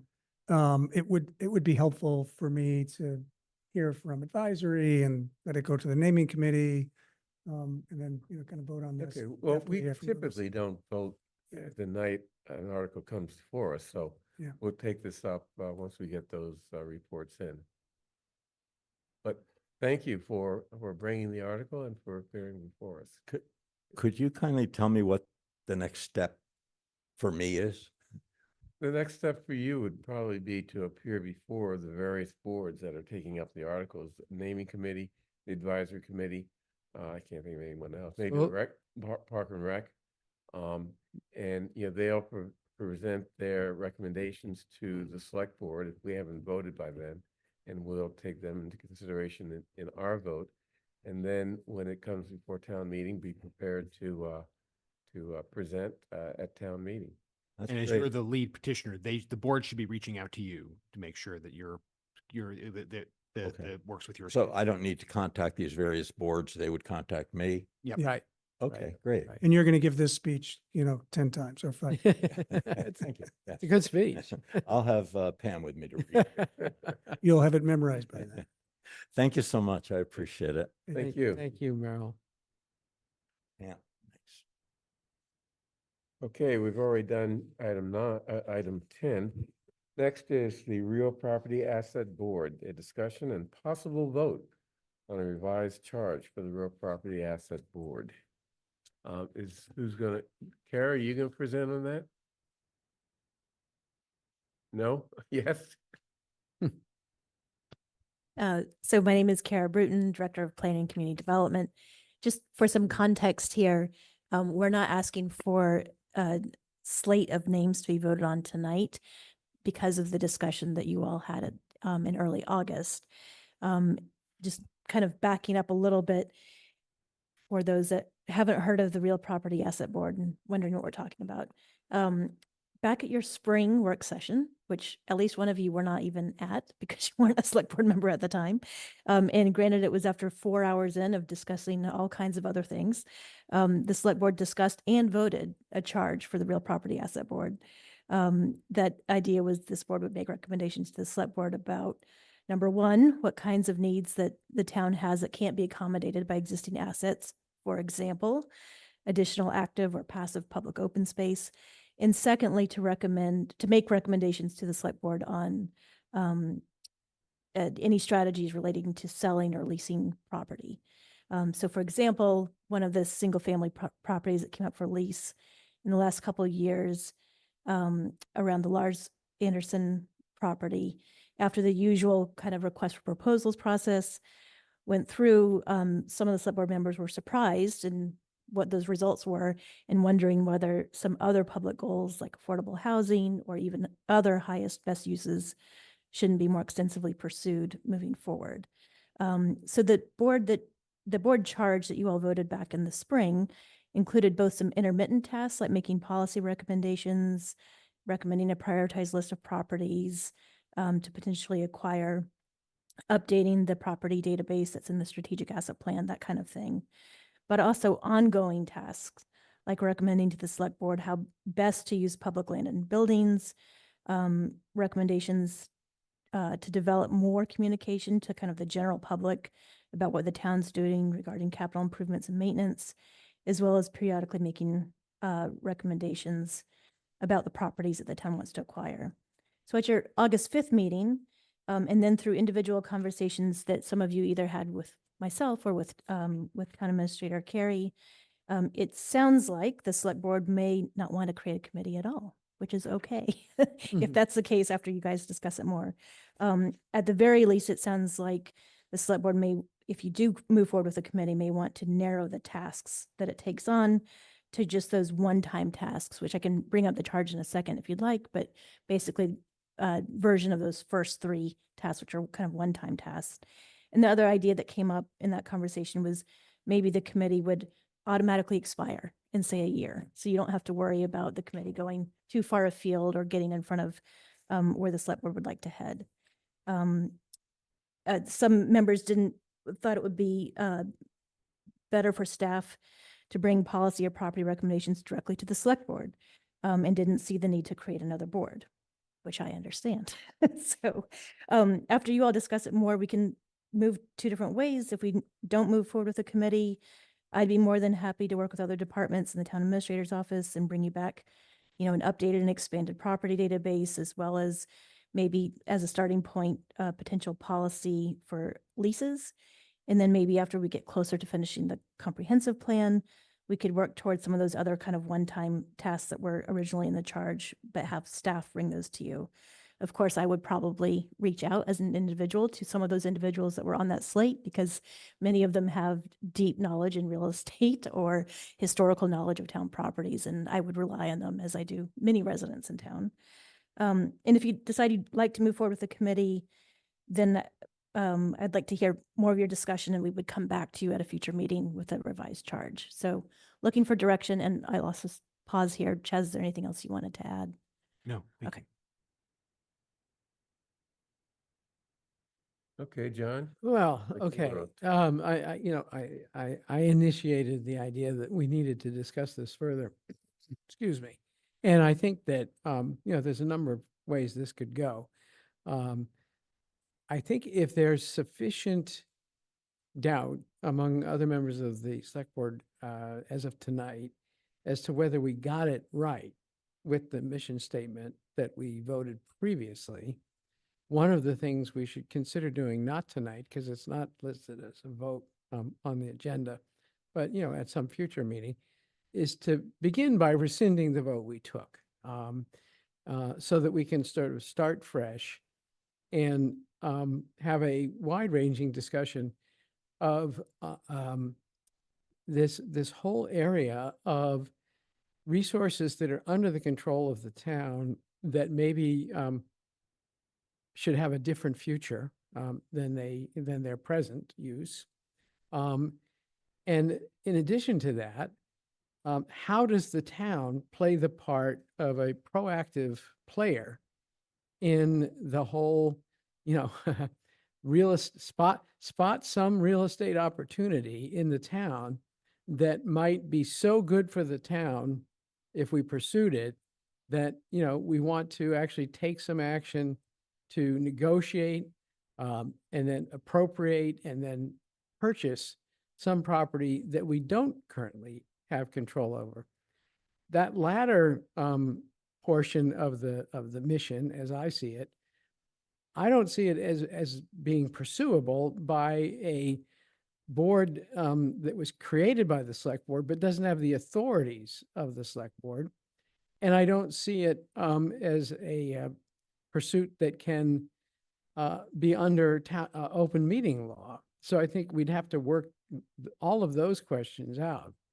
On the former topic, the topic of buildings and properties that are currently under our control, it feels to me like one of the every single year, one of the items on the select board agenda year after year after year after year should be to always be looking at whether properties that were once used fruitfully by lots of people for purposes that were sort of in alignment with the priorities of people in the town suddenly have sort of drifted out of use, have become somewhat derelict in their condition. And it's time to assess, do we still want to have this property? And if so, how can we find a use for it that would justify putting some money into bringing it up to a much better condition? It feels like something we should be doing as a board on a regular basis, year after year. And I worry that it would drift away from us and create a little bit of confusion as to who's making the decisions in the town about items as essential as what do we do with a property that is languishing? Or what do we do with a rumored opportunity to acquire a property that might be soon on the market? So those reflect my concerns. I don't have the answers. I just sort of know that I'm not ready to vote on the mission that we voted on previously, in which I freely confess I joined in the vote, but it was at a meeting where I didn't feel that it ever got the kind of discussion it deserved. Thank you. Any other thoughts? So John's proposing, number one, rescind our previous vote, which approved the committee and its charge. And number two, take this up at a later date. Michael. So first of all, John, thank you for bringing this to the attention of the board again. And I appreciate you taking that step.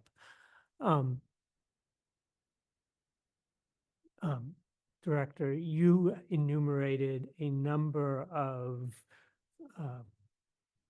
what I guess I would call information assets that require management and updating and presentation to the board in order to make those considerations. And so I guess my question is a staff working group, effectively, as the select board handbook lays them out, a reasonable mechanism by which you could continue to maintain those assets? And could you provide us with an enumerated list of those assets? And I'm assuming that the strategic asset plan and the major parcel study, which at least you and I have talked about the need to keep up to date and use as a basis for identifying the opportunities that my fellow select board member referenced, would be an important part of that. So I guess as an initial step in terms of teasing out the various roles and responsibilities, I would recommend probably taking the step that John recommends to start fresh, and also to, as a next step, identify the assets, the information assets that we're talking about, and developing some sort of plan or policy for maintaining those assets. And then from there,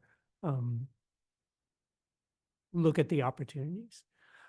The other question that I have, and I would really direct this to Member Warren, is whether any of these questions or pieces of information have gone to the Comprehensive Plan Steering Committee, and sort of what is the relationship of that committee to either identifying these opportunities, incorporating these opportunities into a comprehensive plan, or utilizing those information assets. Well, first I would say that I actually have the list. There is a list of the assets. There are 67, I think. 87 rows in the spreadsheet. People will be amazed when they see. I'll be amazed at the list. But the answer is no, the comprehensive plan is not getting into, should we repurpose one specific parcel versus another? I don't think we haven't discussed that, Michael. I think that the issues that John raised are valid. And I do appreciate him raising them as well. I share many of the concerns that John raised initially about this. I want to go back to where I think this thing started, which was when we were leasing 2 houses at Lars Anderson to the country club. And we raised questions. Why are we doing that? Should that be used to be rental properties to teachers or firemen? And at that point, there was a request, a discussion to inventory all of the rental properties that we have, to understand how are we using them, what kind of leases, and setting a policy around them. So in a couple of years, when some of these leases come back to us, do we want to renew them or do we want to repurpose them? So I'm just giving you some context, Michael. That's how this all started. I admit it might have been late in the day. I don't know how that turned into a public body, another committee that I too approved the charge for, but am thinking that we need to take a step back. So I would agree with rescinding it and then having a broader conversation similar to what you're asking and answer those questions to go forward. I just wanted to be clear, and I apologize for the confusing use of the word asset in 2 different cases. But when I was talking about the assets that I was referring to Director Bruton for her management, I actually wasn't talking about the real property assets of the town. I was talking about the information assets, such as the strategic asset plan itself, the major parcel study, the list of leases, the list of rental properties, the list of easements or the list of Information assets. arrangements. So those information assets, this also came up when we talked about 16 Williams. There was a right of first refusal we had, and I believe somebody posed the question of like, well, what are the other rights of first refusal that we may have in other places around the town, and who's managing that piece of information or that information asset? So having those things with a policy or a working group would be helpful. Tacking on to what you're saying, Michael, regarding information assets. If you recall back to the Baldwin Ninth School days, it wasn't immediately known that National Park Service actually had a grant restriction on that property. So there are all kinds of inventories that I think we need to make. What types of federal restrictions do we have, if any, like that NPS restriction? And having all those lists, I think, would be very helpful. So to me, the overall work that we were looking to accomplish from the initial charge, I think it's critically important work. The question is, how do we best undertake it, and who should be undertaking it? And if it's going to be a staff-driven effort, I do have a little bit of concern around bandwidth. I always want to make sure that we're not overwhelming staff with too much. But by the same token, even if there were a public body that were formed, staff would still have to do most of this type of work anyway. It's not as though members of the public can be digging into some of this information.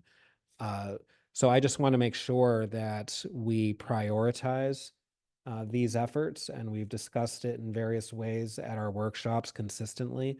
But if we're going to do that, let's create the time, the space, and the economic resources necessary for staff to be able to handle it and bring it back to us to the extent that many of you up here want to be sure that the select board is exercising authority in these decisions and not putting it off on some other board. I think it would be helpful if we dedicated a significant portion of one of our workshops to really diving in to this work. It's quite macro level, but it's also very important. And I think all 5 of us would have an interest in doing that. I love that idea. Well, Yeah, and I agree, David. I think that the step that I think we missed was the what, right? The charge is the how. And I don't think we're on the same page about the what. And I think that's the conversation we need to have. But importantly, and John touched on this briefly, having this be a public body, right? That's subject to open meeting law, all the things that go along with that. This isn't as much, it's important about the assets that we have, but I think as important is what we may be targeting and why. And you don't want that to be public. I don't believe you want that to be discussed in public, because that's going to have implications on your ability to acquire. It may drive prices up. It may, cause speculation, et cetera. So my primary issue is the public nature. There's many ways we could skin this cat, so to speak. We could fund a consultant, give Chaz some money to go bring someone in and get all the information that we need and set some strategic direction and then advise us. Or we could ask volunteers to do it. John. Yeah, and I agree with just about everything that's being said here. I want to add another sort of facet to this, which is it's not just the danger that discussion of possible acquisitions can create a lot of complications. It's also the discussion of properties already under our control, where you want to have, kind of a frank discussion every now and then of, is this or that department getting maximum value out of this or that asset that they currently, hold sway over? And that's not a discussion that is easily held in public. You would held it at great risk of setting off alarm bells, oh, they're going after, this or that, they don't think that we are getting enough use out of it, but they don't understand, blah, blah, blah, blah, blah. There's a lot of discussions that have to be very, very frank, and hopefully, within the boundaries of the open meeting law, can be achieved. We can come to some kinds of conclusions about assets now under our control that we should be getting more value out of than we are.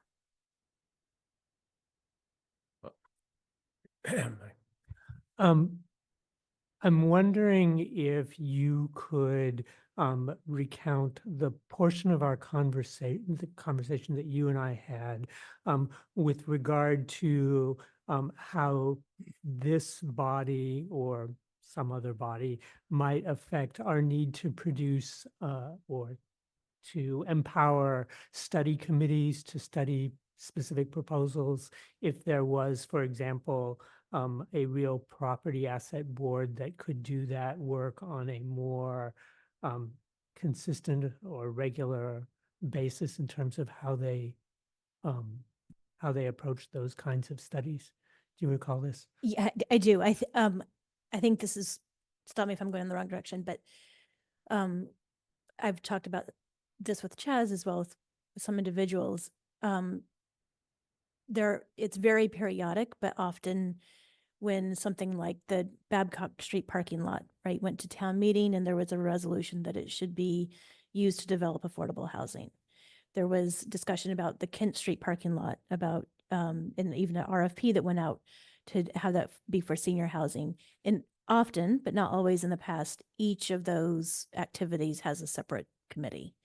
And one idea was that if there was a standing group of people that was, people turn over as volunteers on any board, but if there was a standing group, core group of people that didn't have to all learn all of the property rules, all of the Brookline quirks every single time, that could produce more forward stepping work rather than bringing everybody up to speed every time a single property is discussed, either for acquisition or selling. David? It's covered. Okay. Well, I just wanted to, and I know you're going to go here. We're not going to solve this tonight, right? no. If we could just get a motion. John proposed that we rescind our Yeah, vote. I was gonna second that or make the motion. Okay, why don't you make a motion? I move to rescind our vote from August, No, it's From March. Yeah. March. Oh. Even worse. From March. It was a March workshop at the March workshop, where we approved the charge of the real asset. You have the date in March for the record, our permanent record. Anyway, we don't need it right now. I think it's March 18th. Yeah, Scratch through it. Okay, just make sure it's in the minute. All in favor? John? But do we have an agenda problem? I think I know the answer, that we didn't say discussion and vote, but No, Yeah, we don't have an agenda. You have that catch-all language, Yeah. and I don't think there's. In that case, Yeah. voting aye on rescinding. Okay, Paul? Aye. David? Aye. Michael?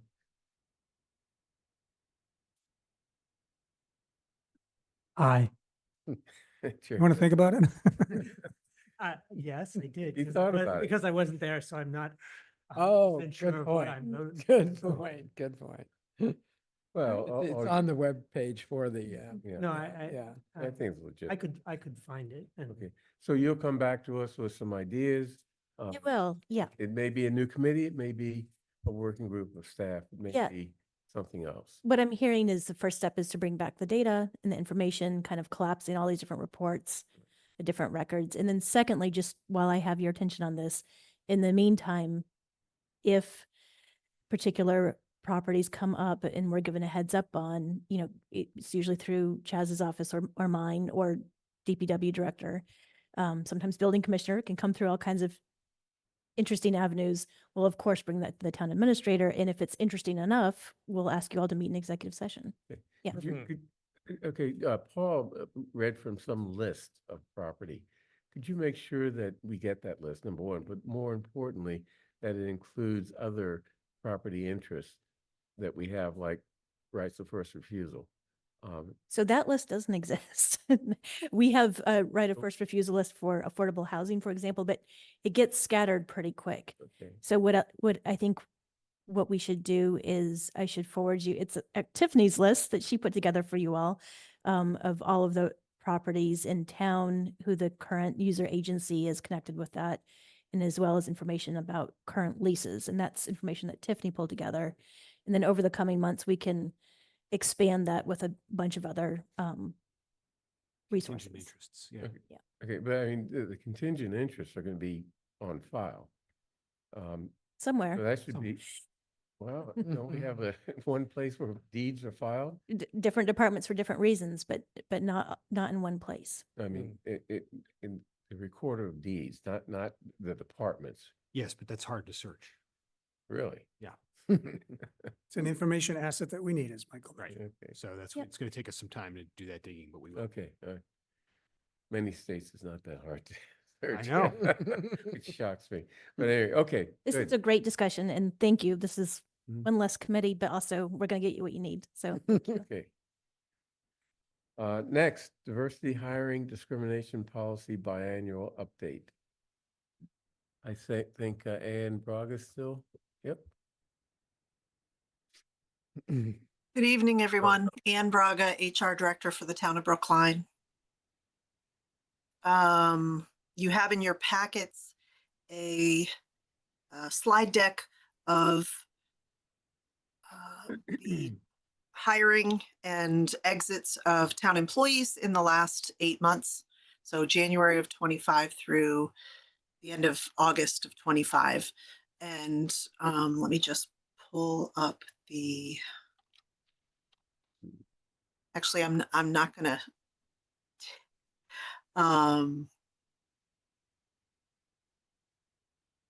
Do you want me to try pull it to up in? make this from, yes, would you pull it up for me, please? Yep. Mm-hmm. I haven't had very good luck doing these remotely for select board. So what I will say is the overview shows that our employment is staying relatively static as far as the number of people who have started working for the town in 2025. If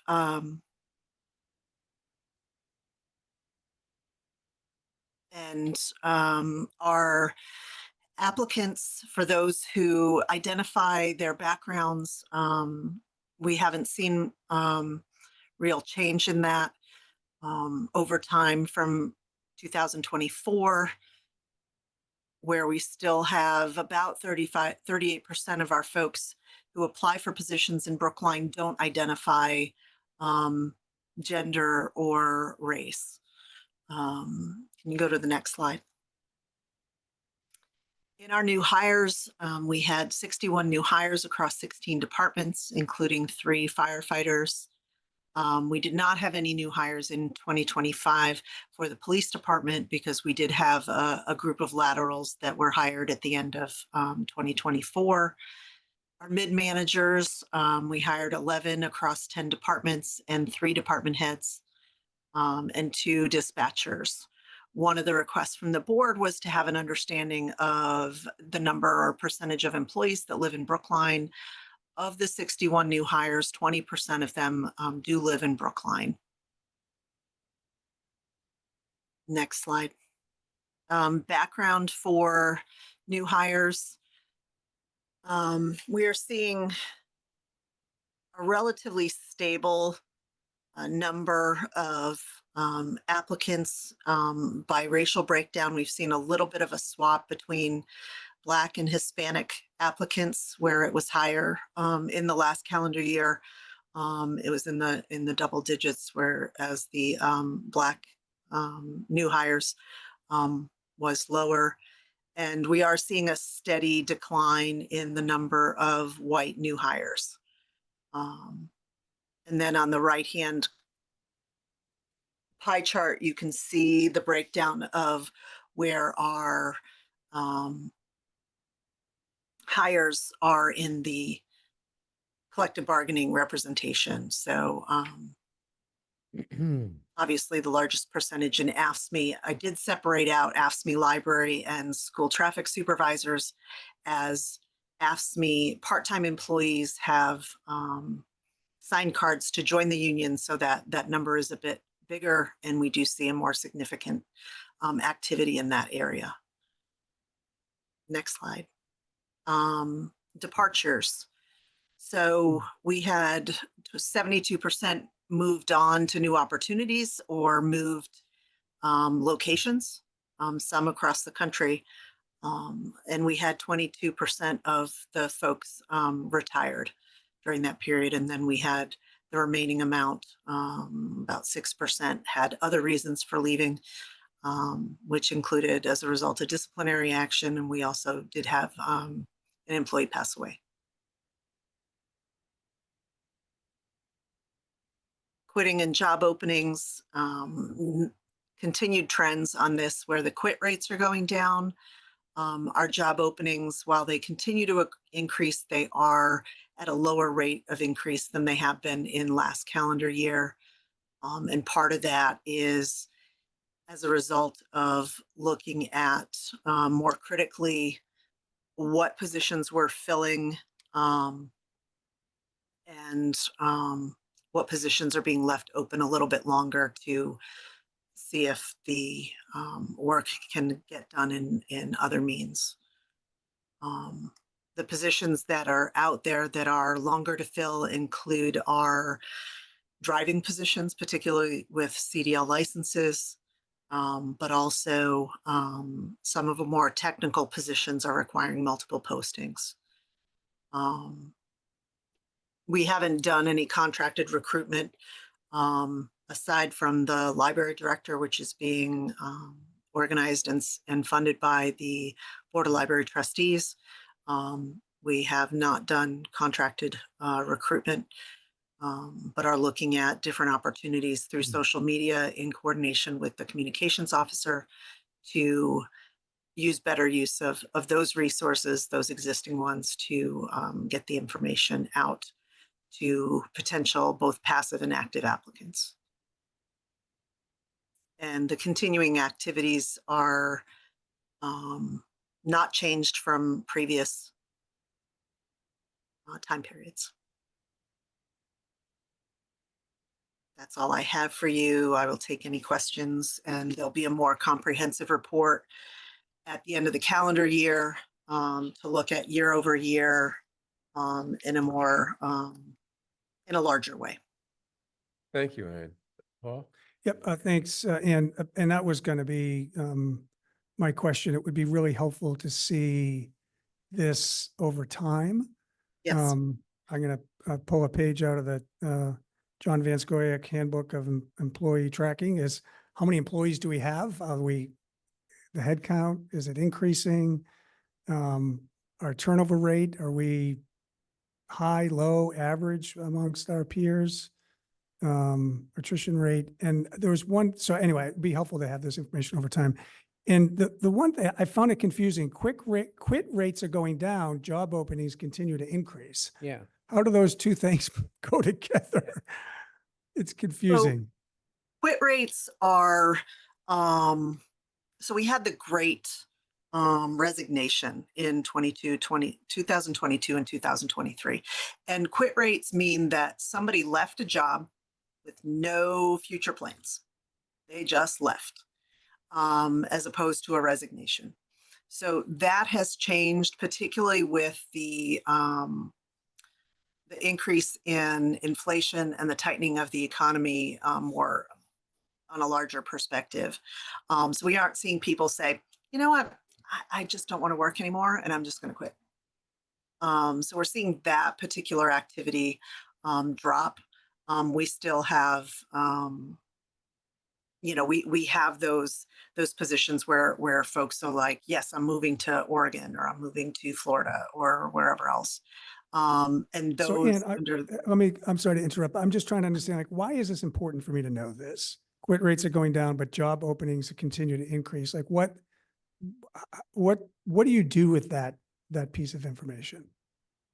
So one of the things we do is, as we get notification that employees are leaving, we don't always in HR have a reason.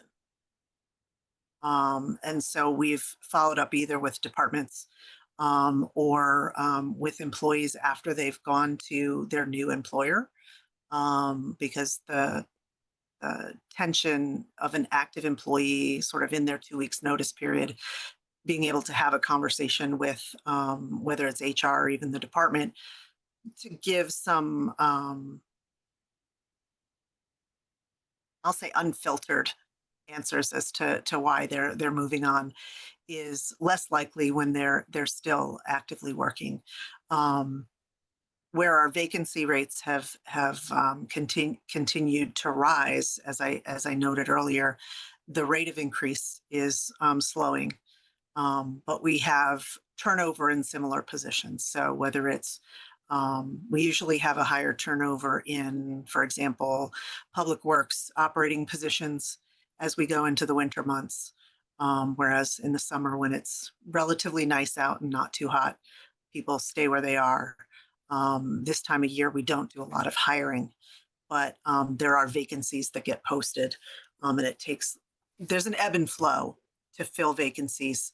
And during the last 9 months, for the economic reasons and some of the internal controls we put in, that rate of increase has declined. I don't know if that really answers your question. I will try to get you a better answer the next time. Yeah, I'm around. not sure. No, that's okay. Thank you. Yeah, wasn't the quit rate very high during the pandemic?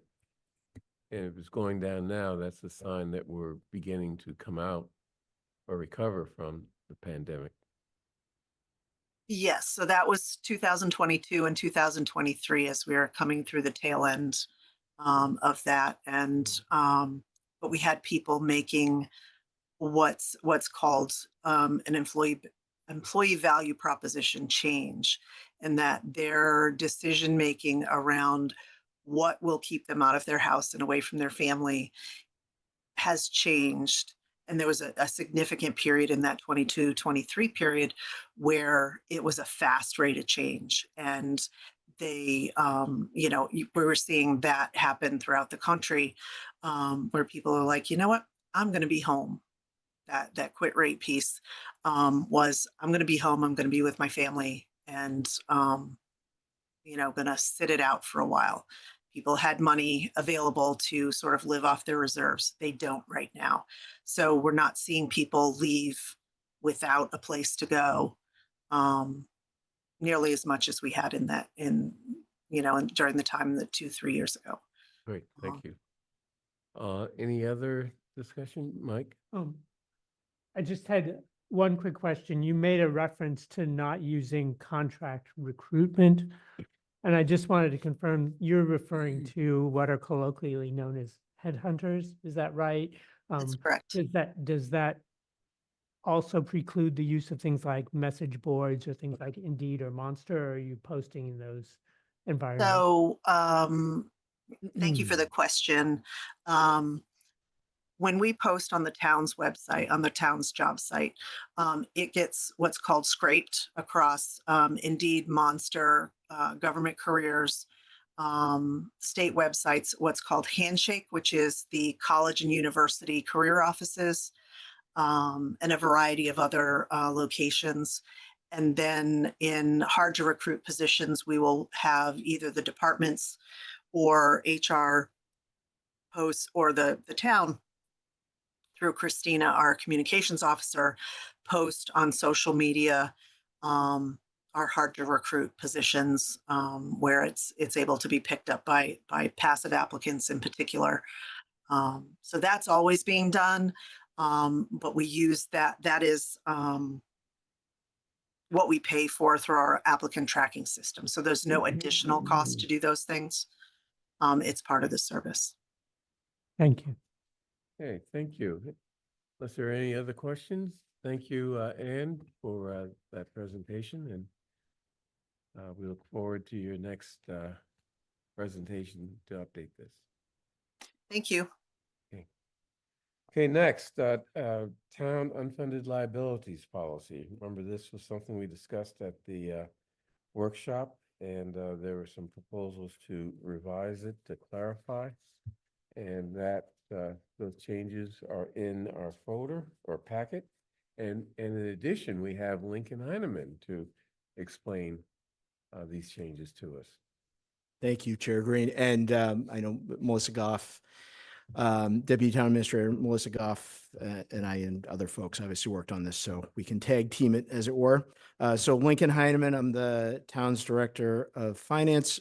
So before you are the current recommended changes to the unfunded liabilities policy. If the board recalls, the intention here is to further clarify that when the entirety of the unfunded liability for the pension system is paid off, currently expected to be fully paid off in fiscal year 2031 or 2030, excuse me, that the intention of the town, the aim of the town is that runoff, so to speak, would go towards the unfunded liability for OPEB, other post-employment benefits, in the case of Brookline being health insurance for retirees and their surviving spouses and their spouses. So included in the current version in front of you is the feedback from board members at your work session on July 29th. And those clarifications, and I bring your attention in particular to the final sentence of the first paragraph and the final paragraph of the revised policy. I think that wordsmithing was done to represent, to reflect the conversation of the board and the input from the board members. So obviously, myself and other folks are here and available to answer any questions or concerns. Anyone have any questions? John? As best you can estimate, are we binding ourselves by these changes to, future commitment to funding, OPEBs? That are you able to project how that will impact what our shortfall will look like with and without this commitment, or maybe some optional alternative levels of commitment? So for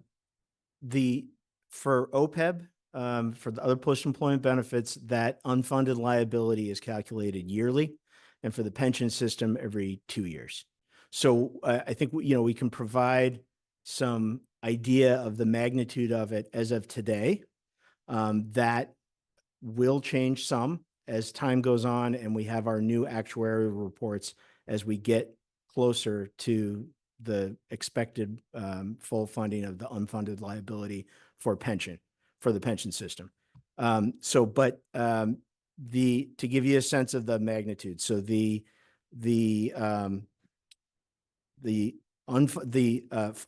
pension schedule as it's currently constructed would rise 7.85% from the general appropriation of the town up to $50.2 million in fiscal 29, and then dropping to $20.9 million in 2030, and then down to what's known as the normal cost, the ongoing cost the town will continue to have, which is estimated currently at $8.3 million in 2031.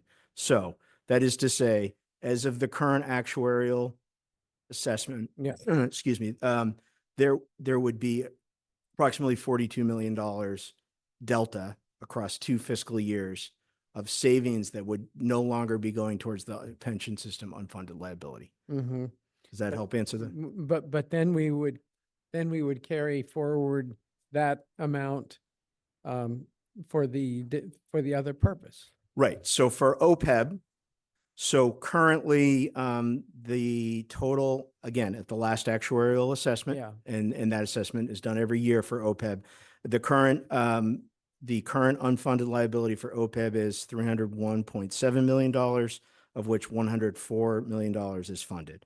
So approximately $200 million is not funded of the OPEB liability. Yeah. So compare that with the runoff. Yeah. We're talking about cumulatively $42 million. And we are If I could just add to that, to kind of address John's question, we do have that built into our forecast. So those assumptions that the runoff from pension is going to be devoted to OPEBs, that's currently the way it works in our forecast. And so when we present the forecast, we'll be at the point where we're going to be looking at that out year, and we can talk about, you know, what that does and what it would look like if we change that. But right now, that's the way that it's built into our forecast.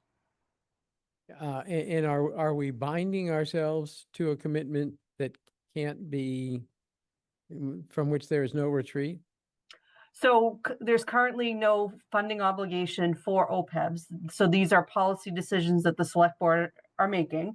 And obviously, you know, the select board can change their policy whenever they feel like. But then also ultimately it will be the decision of town meeting as to whether to follow the funding recommendations. And forgive me for continuing my questions. And is there any, and are we under any burden of a legal requirement or a state law requirement vis-a-vis OPEBs like we were with pensions? Not currently. So we should have flexibility to, you know, draw out the pay down to X number of years, or X plus Y, or X plus Y plus W number of years.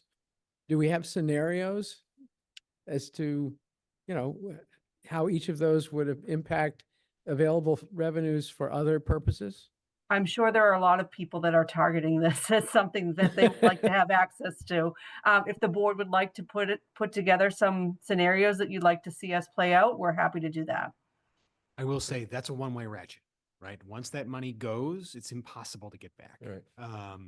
That's really why we, from a financial standpoint, are recommending that we move, would not dogmatically, not reflexively, not 100% towards everything that's going to the pension goes into OPEBs. In fact, we're saying some of that should go into the reserves so that we can shore up the other things that are available to us. But you know, the caution that we really want to put out there is that if this goes into operating expenses, anything that you want to then change in the absence of new revenue is going to be an operating cut. And as many of you have pointed out, once you start providing a service, it's very hard to stop providing a service.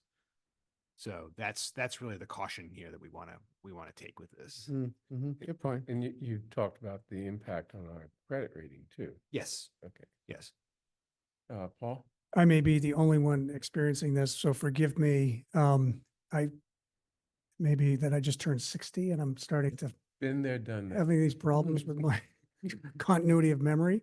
I'm just having a hard time when we have these conversations over time, connecting what it is that we're trying to decide. There's something that advisory does that I find really helpful, a little summary on each warrant article. This is what we're asking you to do. If you adopt this, this is what it means. If you don't, this is what will happen. It's just very simple terms. What is it that we're proposing to do? What does it mean financially? And what happens if we don't do it? We are clarifying language that was previously in here that talked about in sort of more abstract and academic terms, that when the outstanding pension obligation is satisfied, as opposed to the ongoing pension obligation, that the position of the select board is that money will roll into paying for OPEBs. Not all of it, but as much of it as possible. Okay, and the amount of that money we anticipate is 42 million? Is that what? So over time, currently approximately $42 million. Okay. But remember that payment is going to fall off gradually in the Yeah. last couple of years. I right? understand. Okay, and by doing that, we keep the money from leaking somewhere else, for one, but two, we tackle this big obligation that we have. Right. It's kind of a bit of a noose around, right? Yep. Okay. Sorry for the reference. I meant weight. So, and if we don't clarify the policy, what happens? It then leaves uncertainty. It leaves more of an open door. This is very clear, and it sets out a marker early before the serious discussions in 2030 about, okay, here we are, we've made it. We can point back to this and say, we had a discussion all the way back in 2025, Okay. and we've continued to review it going forward as part of our fiscal policies. We are reaffirming that this is what has happens to this money. And I apologize for the very simple question. Why do we feel we have to do this now? What, is there a triggering event or it's just something that we need to clean up? I think it actually dovetails well with some of the questions that expenditures and revenues is asking. which Okay. is This question about the long-term fiscal health of the community. Do we need, what other sources of revenue are out there? Why, people, I think there are questions out there, and certainly there are, as Melissa said, there are people out there looking at this and saying, this is, why do we need to satisfy our OPEBs? There's no legal obligation that we do so. Why can't we just Okay. let it sit out there? So we're getting questions, we're looking at revenue expense. So these questions are coming up and we need some clarity. Okay. Thank you. And we're also saying, or taking out that, in my opinion, unnecessary statement that there is currently no legal requirement to fund OPEBs. I mean, Okay. that's not. That, what we want to this, say. very helpful, what we just, this exchange. I also want to make sure I understand, when you referred to that $42 million, you were, I believe, just referring to the runoff for fiscal years 2030 and 2031, that those two totaled 40.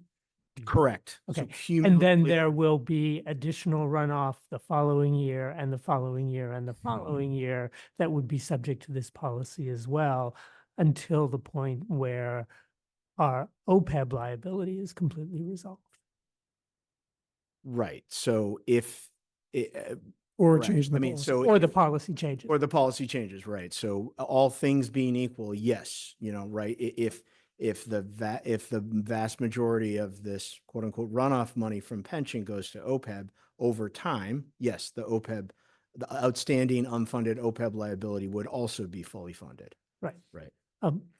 I would also just add, in terms of what the town administrator said with regard to, like, we said this way back in 25, that I think it is very valuable gift to future select boards that we put this marker down, so that when they receive that pressure, that it is actually a conscious act to change the policy, as opposed to sort of manipulating through ambiguity.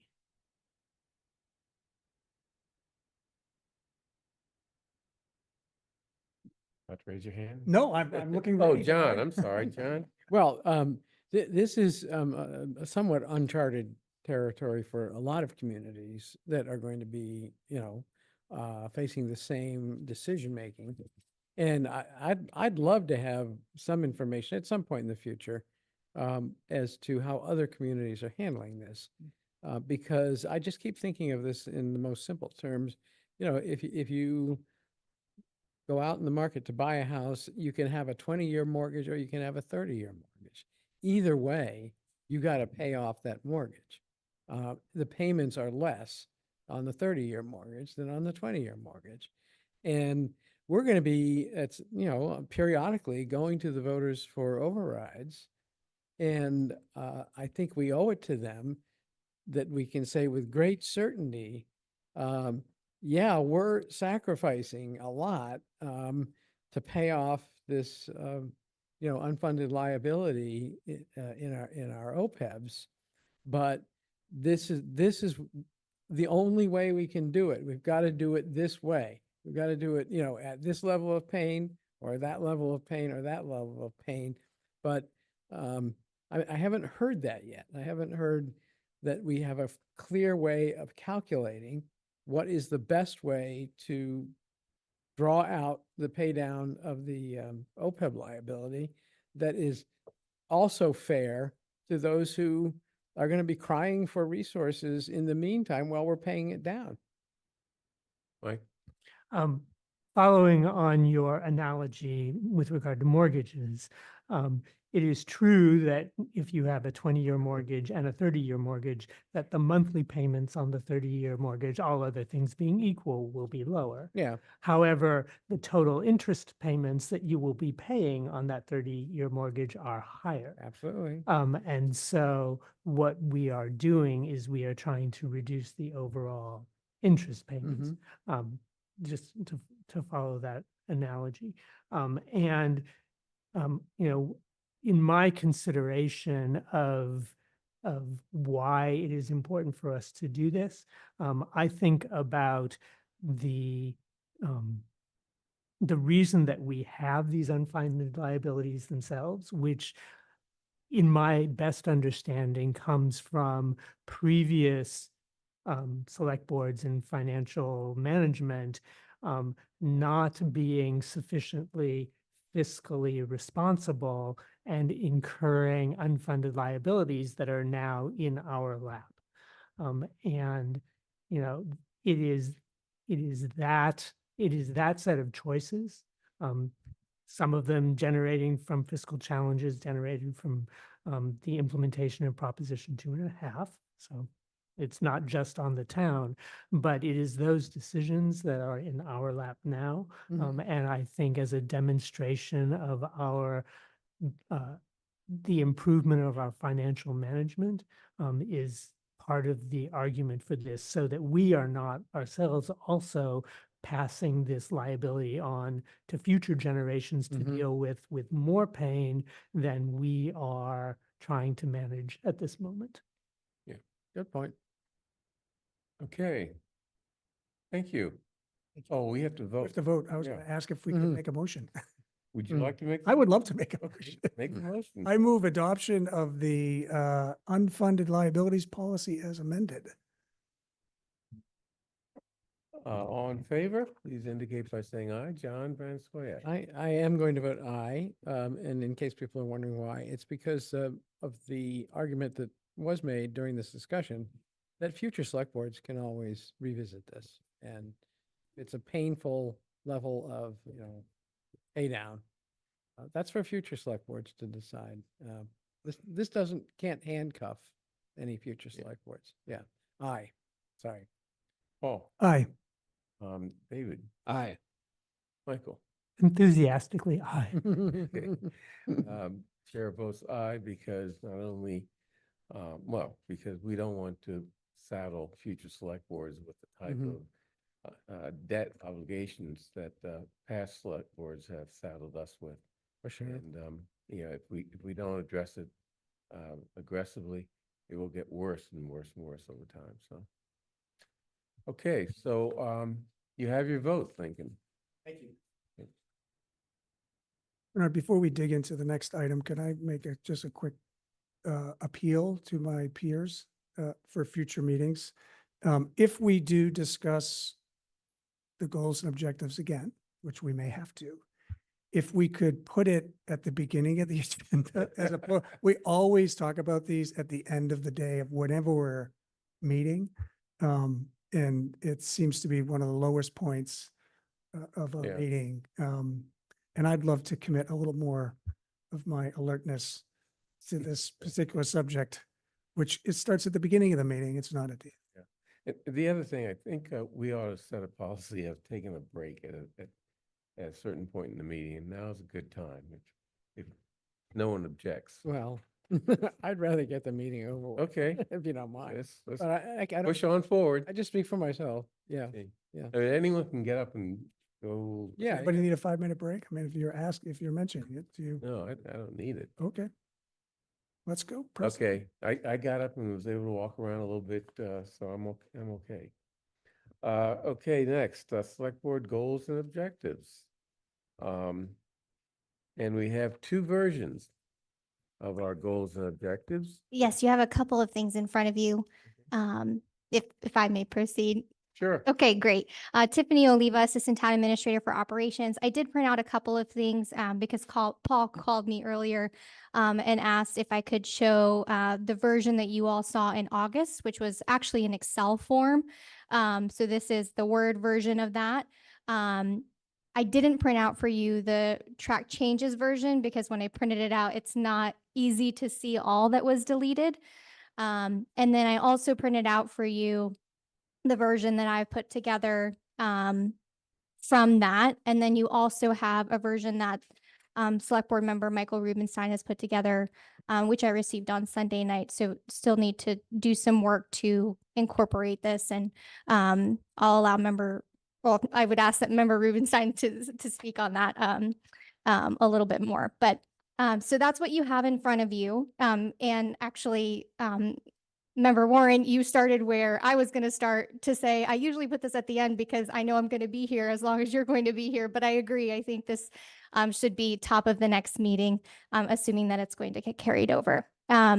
So a couple of things, perhaps I just walk through the version that's in front of you right now and you all can flag the language that doesn't feel right. And then Select Board Member Rubenstein, I would go to you and you can talk through your thinking on the new kind of setup. So we have the same categories as before in planning for the future. I'll also note, you'll notice that it's a lot more concise now than it was in August. I've tried to make it more concise while still retaining the different keywords and items that were important to every single one of the Select Board members, and also while retaining some of the language that was important to staff when we had conversations with staff. So it is shorter, but I've tried to do my best with language here. So the first one in planning for the future is to support, implement, and fund elements of the comprehensive plan, open space and recreation plan, comprehensive health improvement plan, Vision Zero plan, and climate action and resiliency plan. This has incorporated the plans that you've mentioned throughout the conversations we've been having. It does remove the begin reporting on metrics identified, just because there's going to be multiple processes for metrics that might be managed by different boards. So just pull that language from there, and you all, of course, will kind of continue to stay abreast. Number 2 is streamline permitting, licensing, and funding applications, continue efforts in the Select Board Office and Health and Human Services, and then expand those efforts to Building, Public Safety, Public Works, Transportation Division, and Planning and Community Development Regulatory Division.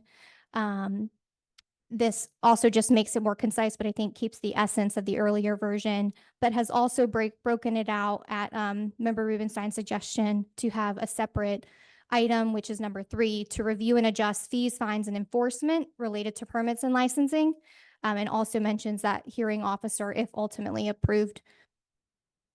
Actually, I might be having a brain blip, but was the hearing officer on the warrant for town meeting? No, No. Okay. So perhaps Last town meeting, I think. wasn't it? yes, it'll come back, but no. but not this one. Okay. So it can stay on for fiscal 27, but thank you. I just had a brain blip in reading that. Number 4 is synergize processes for parking improvements, availability of parking, hours and fee structures to continue efforts to revitalize and improve commercial areas in a way that preserves neighborhood character, fosters vibrant, thriving business districts, and aligns with the various parking plans and studies. We probably could make that one still a little bit more concise, but I think still retains the essence of an earlier version. The next one is plan for the next 2 actions, rezoning, sale of land, etc., that would each bring in at least 500,000 additional property tax revenue per year, prioritizing commercial growth. And then the last one in this category is strengthen townwide accountability for climate action by aligning municipal policies, operations, and planning documents with Brookline's long-term sustainability vision and broader state and regional climate initiatives. So that one removes some specific references that was in the August version, but I think still keeps the spirit of the original version you saw in Is August. it okay to ask a question, Tiffany? Or do Yes, you- no, let's go section by section. So we just finished planning for the future, and I'd love to get some feedback on this section. So Bernard, can I ask a question Sure. about this section? So thank you. And I like the simplified language. There's a lot of words in August. There's less words now, which I think is really helpful. I wonder about 6 being called out specifically because it's included in 1, implementing the climate action resiliency plan. We actually don't know what the plan's going to ask for, and 6 seems to be specific to to the plan, and I'm just wondering if it might be beneficial to just have fold 6 in, or get rid of 6. Yep. Because it's part of 1. Does that make sense to everybody? Or to have such a specific goal, it seems like we're double counting here. Yeah, seems to make sense to me. Huh? Seems to make sense to me. I like. So I'm proposing to consolidate 6, wrap 6 into 1. Okay. I would address that in the context of looking at the document that I put forward. Well, okay, well, okay, yours, we could talk about your document too. But, if we could focus on this one right now, yours is a huge departure from what this is. And I can't even get my head around that yet. If we could settle on this, and then maybe there's some way to incorporate that feedback into yours. But I guess I'd like to propose that 6 get folded into 1. Is anybody, would that be okay, Bernard? Sounds good to me, but what do other people think? I would be fine with that. Yeah, okay, so we have 3 votes. Sure. Fine. Okay. Okay. Okay, can I? I'll hold my comments on that. I have a comment about Yes. 5. So it says plan for the next 2 actions, rezoning, sale of land. I'm not even sure what that means. That would each bring in at least $500,000 additional property. That's $1 million per year. Right, so $1 million a year.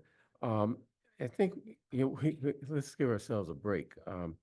That I would say at minimum that would each aim to bring in, because we have no idea whether, we can bring in by rezoning or whatever, $500,000.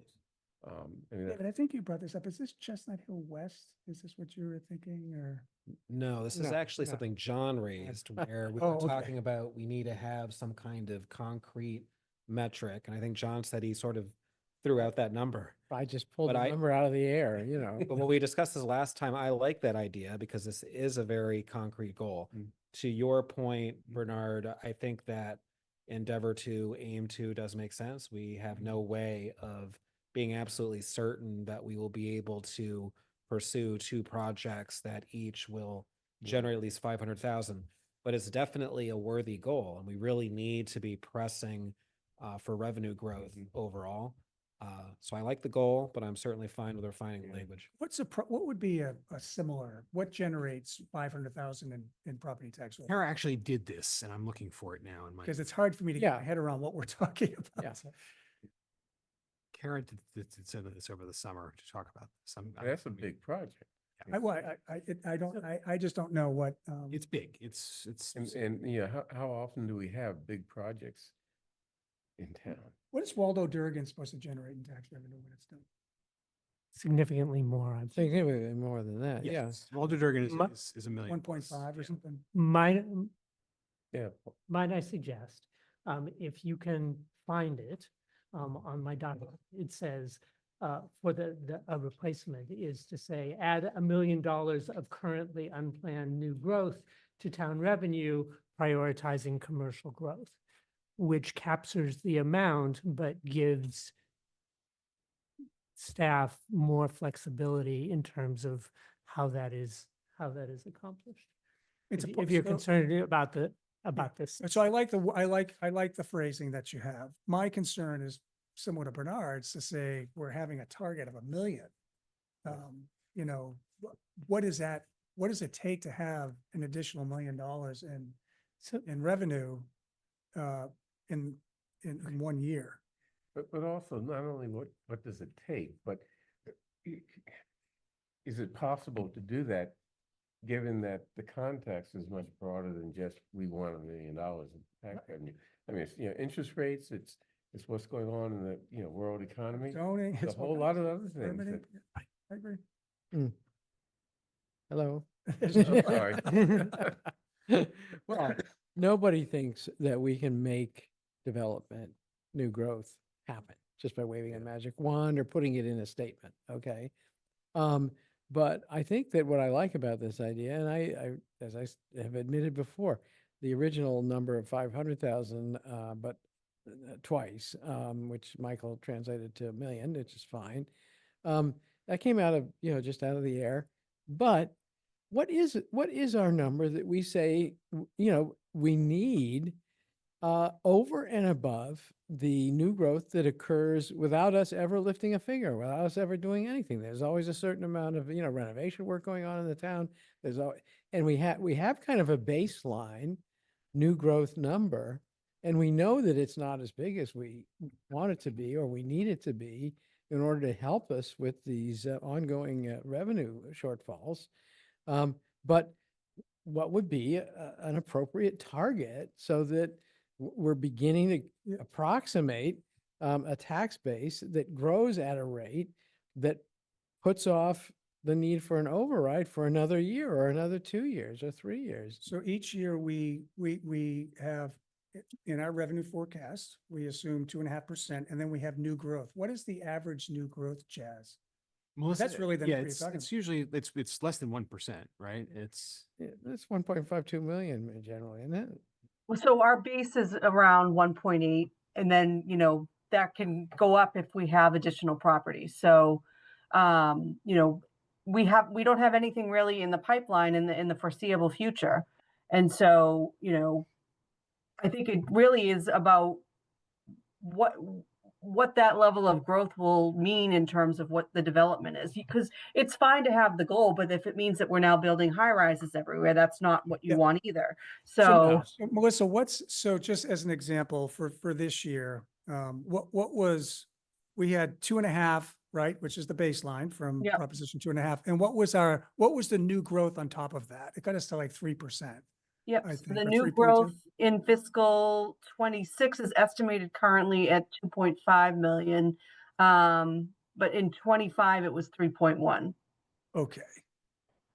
So, John, you're asking to, just as an example. So Yeah. it's 2.5, you're saying, let's increase it to 3.5. Yeah, I mean, let's come up with ideas that perhaps. But maybe will that's the get goal us- and So not the I also number. think it's important to differentiate between new growth. Yeah.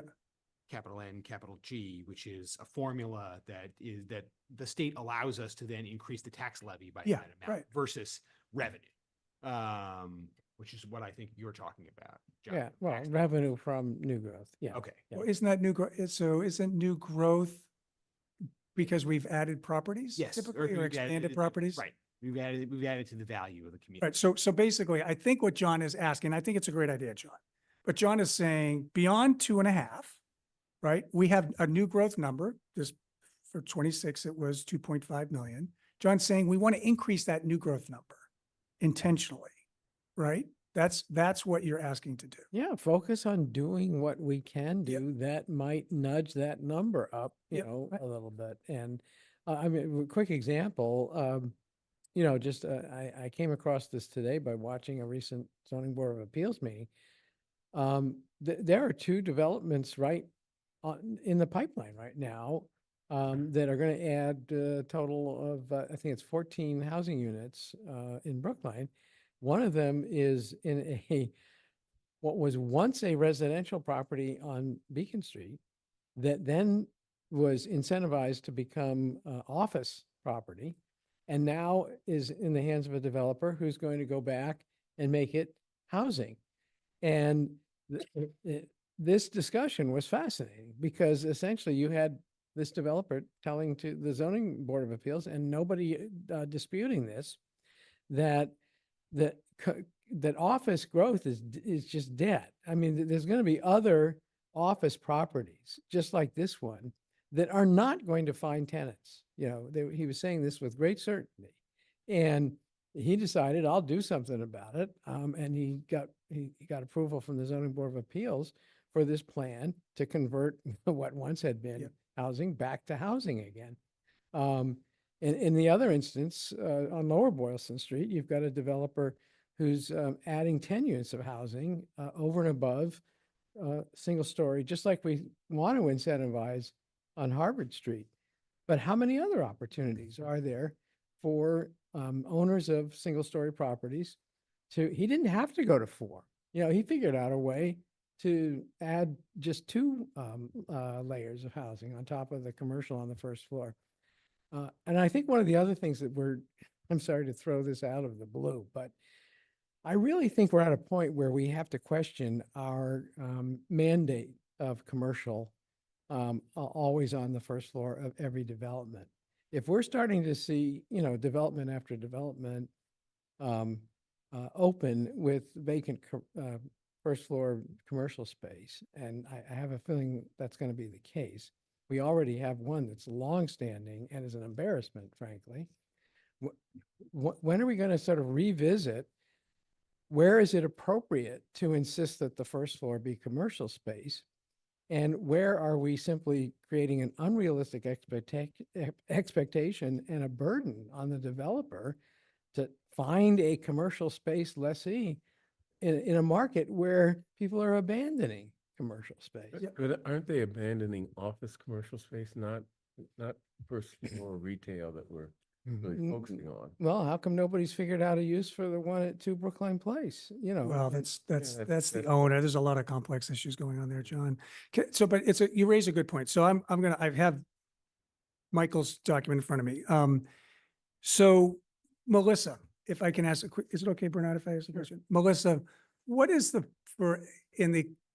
it's early, but if you were going to forecast, is it possible? What would the assumption be for FY27 for new growth? Is there any 2.1 way? million. It's what? 2.1 million right now. 2.1 million. Okay, so if we were to go in the direction that John and Michael, their wording here is to say we want to above, so that it's currently 2.1. We want it to be 3.1 is what we're saying, right? So why don't we put a hard number in there and say that we want to target 3.1 million in new growth for FY27. Even if it's just And a go scout hypothetical exercise. But John, the reason why I like what you've got us thinking here is it's going to cause us to go scour. Where are Yes. these projects? Where, Yeah. what's holding them up? What, Yeah. who's banging on some developers' doors that maybe projects that haven't moved forward and why? Yeah. It'll shake the tree. So I mean, I like that. I just want it to be specific so that it's not just add 1 million, because Melissa's already counting 2.1 million. We should say we want 3 million in new growth, something like that for But FY27. That's just So taking if I could numbers just out of the air. And If- what we're really, seems to me what we really should be saying is we have a goal of doing X, Y, and Z in order to increase new growth, with the aim of 3 million or whatever amount. But I mean, just saying that we want new growth of $3 million is like, I mean, it's like smoking stuff. I mean, it's not going to mean anything. Michael? So in producing this document, previous to this, I had an excellent conversation with the town administrator. First of all, I want to thank you for that conversation because it helped clarify my thinking as to the purpose of this document, which is one of the things actually that I believe that we are talking about. It's like, what is the purpose of this document? And therefore, what kinds of goals should be part of that document. And one of the things that we discussed was the fact that what we are trying to put together now is a set of goals that can be then taken by staff and then used to help staff create a fiscal 27 financial plan, which should reflect these goals. And so the reason, for example, that I wrote the goal strategy as I did is because that gives staff, in this case, I think it is the planning department, the opportunity to come back to us and say, so if you want $1 million more than whatever our run rate is, here are some ways that we could do that. Here is the likelihood of that opportunity occurring, and we can have that conversation through the creation of the budget and the presentation of the budget to the select board by the various departments. Okay. So I agree with Paul's point, but I don't think that it is incompatible with the wording from Michael's version. So Michael says, add 1 million of currently unplanned. Yeah, that's, new growth. I agree with that, but I think, and I'm gonna,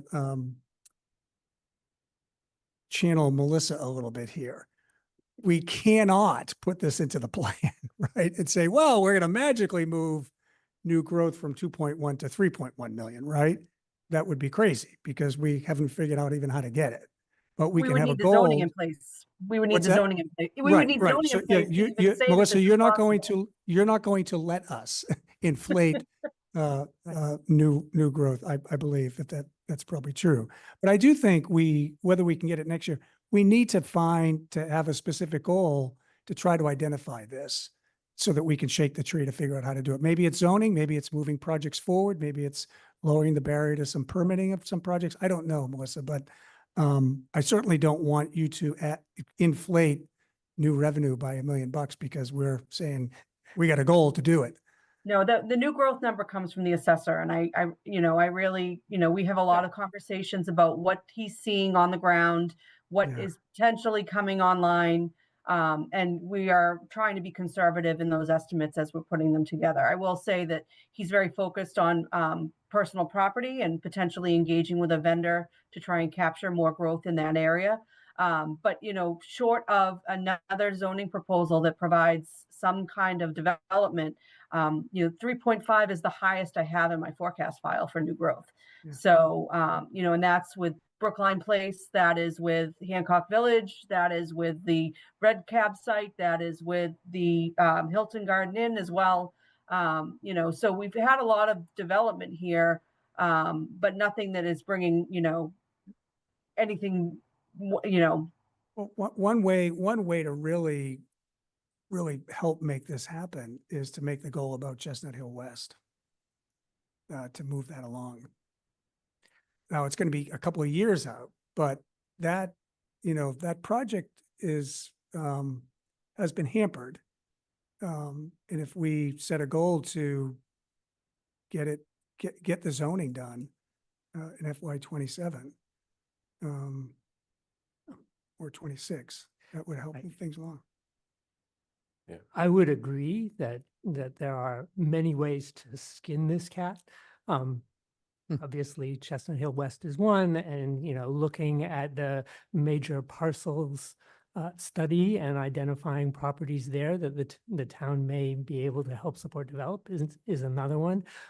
And this is where I think separating our goals and separating sort of what I'm calling either the strategies or the objectives that can be supported by the planning department will help make this more real faster. So to the extent that I hear you saying having a more general goal to shake the tree to this degree, and we're saying $1 million, I think it's a fair number. I think that's the right goal. So I don't know if you're agreeing with me or I'm agreeing with you, but I think we're. I don't know. on It sounds the like same Bernard page. doesn't want $1 million in the, Bernard, so are you don't like the $1 million target? Because it's too, No, I don't mind a target, but just remember, this is just coming out of. right. pulling That's it out right. your Nose. Yeah. But, what we're really trying to say is that we have a goal. We're aiming for, this is Yeah. a target. Right. And that enables us to then Yeah. identify the steps that we need to take in order to maybe get to that goal. Right. Zoning, or whatever else. But all the steps that go into achieving a goal that, that we're looking to achieve. So I think we can reconcile this with the language between Michael and Paul, what you have shared, and also with the language of endeavor or aim in that goal. Will probably make it feel better to the entirety of the board. And when we say endeavor, it's a great word, to achieve this amount of new growth, then the next question is, how are you going to endeavor? Right. And so maybe that's really the goals we have for fiscal year 27. I don't know what they are, And to Michael's point, that's the work that we on staff do Right. between now and the Yeah. financial plan. I guess the only thing in closing is I would just, for this particular item for me is the number should be something that we think is actually achievable. If it's so high and you never get there, so maybe it's a range or something or a minimum. I want to have that conversation with Kara about what does $500,000 look like. Yeah. She gave some good examples, and I'm having trouble Right. finding them. Yeah. Yeah. I think, oh, go ahead. So we can determine the number later. Right. And I have two comments. Number one is, this is just my opinion, but the concept of endeavoring or trying or setting an objective, setting a goal, is inherent in the word, in labeling something a goal, right? These are the things that we're trying to do. So if you want to start every goal with endeavor to, and so you're saying endeavor to add $1 million of currently unplanned, et cetera, we can do that. You don't I need think to. it sounds redundant to me, but But that's looking at it from the standpoint of your materials, and I think we're talking. well, Or just in general, he said. I'm talking about the definition of the word goal. Okay. I have an exercise goal each day. I endeavor to achieve it. I do not. Exactly. Okay. Exactly. Okay. Are you sufficiently? I think so, yes. I think we've got what we need to have additional staff conversations and revise this for. Okay, next section, ensuring better, greener, income diverse housing. So number 7 is reach 1/3 of multi and single family housing units with energy efficiency education as part of the town's Community First Partnership Grant, leveraging Mass Save support to connect residents, including renters, landlords, and income qualified households with no cost assessments, upgrades, and resources. You can probably make that a little bit more concise as well. Number 8 is evaluate the suitability of town-owned properties with caretaking agreements to provide public employee housing in the 80% and 100% area and median income. Number 9 is produce a prioritization of strategies to increase the number of deed restricted income housing serving households between 80% and 100% AMI. This one was changed to remove mention of some of the boards. Apologies that some of these printed kind of funny. Number 10, so this language has changed a couple of times, and I know at least one member is going to mention the changes here, so happy to workshop this one. But modify Harvard Street zoning to promote utilization when interest rates drop to a point where multifamily non-40B development construction starts to resume in the area generally. I think that word modify came in different from an earlier version in the interest of making this more concise, but perhaps doesn't capture what the full board wants stated here. So that's the end of that section. So happy to take comments, questions on this section. So with number 9, I would rather see something more concrete rather than just a general, let's increase the number of deed restricted income housing. That could mean 1 unit. I prefer that we look for targets similar to what we just did in the conversation we just finished having regarding 500,000 or whatever the right value might be, to maybe ask staff what would be the appropriate goal for that increase, not just a blanket increase. So what would be the steps towards achieving that, no matter what it is? I mean, Well, could I look think that's the issue.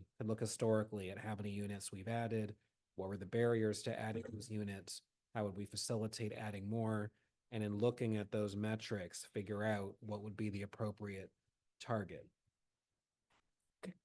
A general increase doesn't really say much. Yeah, no, It probably goes up every year regardless. Very slowly. I would say, sorry, go ahead. Michael? So number 1, by and large, I agree with you that we need that specificity.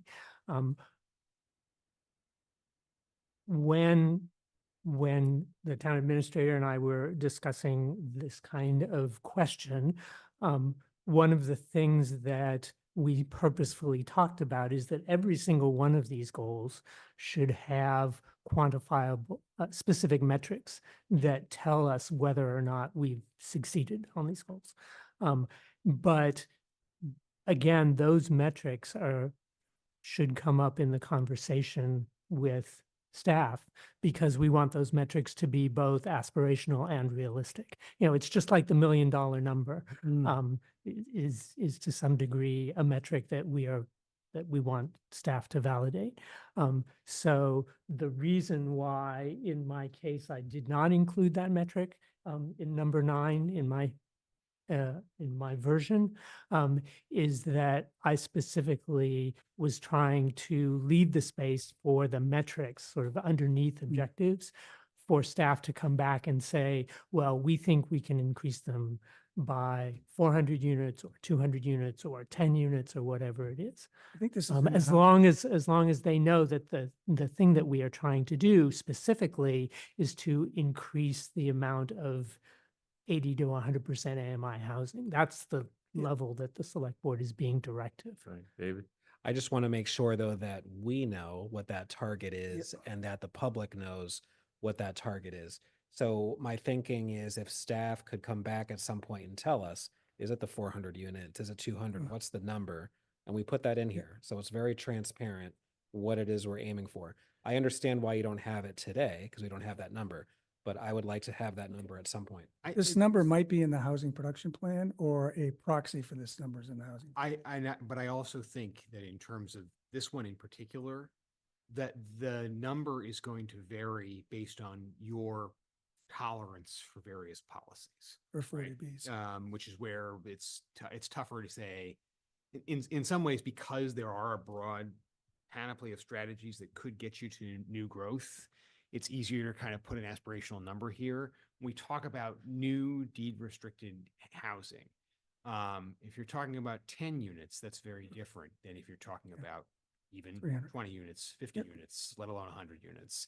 Because then what you're talking about is a real wholesale shift away from how the town currently conducts housing policy. And so rather than us accidentally backing you, if you tell us come back with 100 units, and we say we come back with a policy that radically shifts housing policy in Brookline, I don't want you to feel like we're backing you into a corner saying, well, this is what you wanted, isn't it? I think if I can just finish the point, I think what I'm saying is not so much that we are imposing a number. I want to hear a suggested number from you. And then that becomes our target. And I think that's the conversation. What does 25 look like? What does 50 look like? I think when you start talking about specifically this, it might even be the prior goal too. Talking about it like for next year, this really needs to be develop a 5-year plan to increase by X% or the number of units. The time horizon here has to increase because I think it's going to be very difficult for us to influence this number in one fiscal year. And indeed, this is part of that roadmap discussion. Right. The roadmap has Right. language about this that it's on a 5-year horizon. Okay. So it sounds to me like what Paul's saying is that this should come out of here. And we should come up with some goals that do have a fiscal year 27 impact. Okay. I would make two comments. One is to Member Perlman's comment about the staff coming back to us. One of the things that I discussed with the town administrator was actually the title of this document. And you can see I've amended the title of this document. Guiding goals, strategies, and objectives for creating the fiscal year 27 financial plan. This, I believe, is what we agreed to. And the reason is specifically to handle the issue that you talked about, David, because at some point later, there will be a financial plan that is then sent to the advisory committee that becomes the budget. And within that financial plan, there will be the fiscal year financial goals from the select board. And I believe that the process that the town administrator described to me was that information would come back to us. This document plus that information would form the basis of what the select board puts into that public document. So I think that the process that the staff is contemplating and has used in the past will bring those things together. But the thing that we are working on approving now are the guides to the staff, which they can use then to determine what metrics and objectives they need to bring back to us. One quick thing on this guy, I know we want to move on. to your point, Brett, I don't necessarily think this needs to come out. I think it's actually helpful to say this is year one of a multi-year process. Yeah. So you have in the roadmap this goal on a 5-year horizon. The first year of this is about establishing what those metrics are. And so we're So the goals are the metrics. well, To develop the metrics. the goal is to develop. I guess, you know, yes. my concern, I just want to make sure that we have discrete pieces that can go into fiscal year 27. Yep. And that, you know, aren't things that really go over into fiscal year 28, 29. So I have two items to give feedback on this section. For item number 7, I would suggest that we end the goal after the first period. So just one sentence. And take out, as Michael says, these are kind of strategy. This is how, but the goal is to reach 1/3 of the multi and single family housing units with energy efficiency, blah, blah, blah. So I'm just suggesting get rid of the next sentence. And then number 10, I'm struggling a bit with this one, but our goal is to modify the Harvard Street zoning. I don't think we should set a goal of modifying the Harvard Street zoning. I think we had a conversation with, during the 40B on Harvard Street to say, tell us what barriers you have to developing housing on Harvard Street or development on Housing Street and come back to us with that. You know, that could be policy around first floor commercial. It could be policies around, you know, requiring on-site affordable housing. It could potentially be zoning, but I'm not comfortable committing to modifying zoning FY 27 on Harvard Street. Yeah, I think also it's just sort of putting the cart before the horse in that, you know, before we can talk about modifying Harvard Street zoning, we need to know what the impediments to development are there. And that would be a goal. Yeah. I, if I may speak. Sure. I agree with you, both of you, and the language that I put in for number 10 specifically broadened that goal to not be specific. That modifying the Harvard Street zoning is a strategy for achieving the goal that I think both of you are talking about, namely to promote mixed-use development along Harvard Street in accordance with community development standards. That's how I articulated that goal without like being specific about zoning, because promoting mixed-use development could be done in, as you point out, other ways. So, I like the direction you're going in, Michael. Instead of promote, support mixed-use development along Harvard Street in accordance with existing form-based zoning. So let's see if we can break down the barriers along Harvard Street. Now, it's easier to start with policies. There could be something with our policies that are preventing something happening there. It could turn into modifications to zoning. Right. We've heard, you know, the planning board would like to modify some of the form-based zoning code to make it more flexible, right? And maybe cost-effective. So, I would be supportive with language like that, but just we got to get rid of the modifying Harvard Street zoning. So that's my request. Can change it after I go. Okay. Can I add one more thing? What's missing from here, I think it probably would be in this section, is the racial diversity issue that I've raised, or marketing. Again, a process for marketing Brookline to a diverse set of Black and Hispanic families. We talked about that and talked about a process of engaging a consultant to help us with that, because I mean, we can't do it ourselves. So I'm not sure where that went, but I would like to make sure that it's somewhere. David. If I can just go back to number 9 for a moment. So in terms of discrete goals for FY 2027, could we consider modifying your version, Michael, to say develop metrics to increase the number of deed restricted income in FY 27, something to that effect? I want something that we can actually complete this year. And because increase alone doesn't really mean anything, it always increases. If you look at the objective underneath that strategy, Yes. that is, I believe, something that can be completed in a year. I did make a comment that, I mean, it's sort of obvious that before you implement a strategy, you've got to know what the steps are, which is sort of what that says. But when you go down, when you get down to the level of deciding the actions that you're actually going to take, that's where I think staff can be helpful. I don't think that we as select board members at this point in the process, as we talked about, need to be any more specific than the descriptions of our goals to increase housing in that specific range. And leave it to staff to tell us the best ways to do that, or to tell us what they think can be done within a year, within fiscal year 27. Paul, you want? I just wanted to say that I think Kara Bruton and Roger Blood could advise us on this because of the housing production plan. There was a whole change in thinking about how to measure deed restricted affordable housing, so true affordable housing in Brookline versus how the state measures it. And they have goals in there. It's a percentage. So maybe they could come back and make a suggestion to us.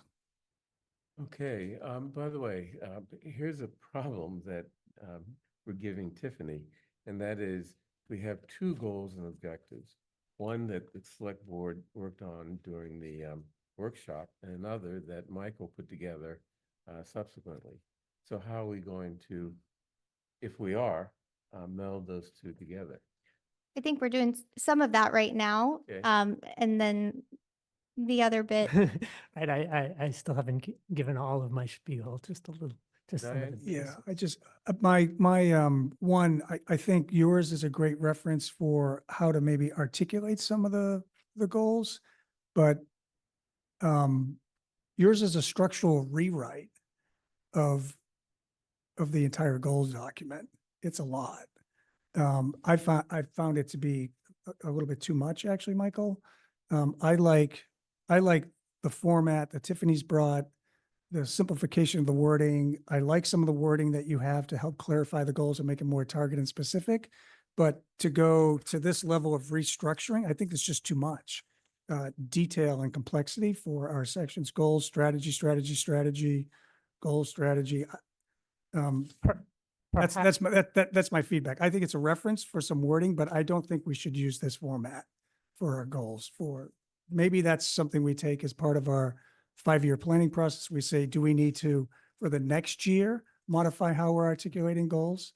But I think this is a bridge too far for this particular goal setting. A shorter bridge, and I take your point of the it's a lot.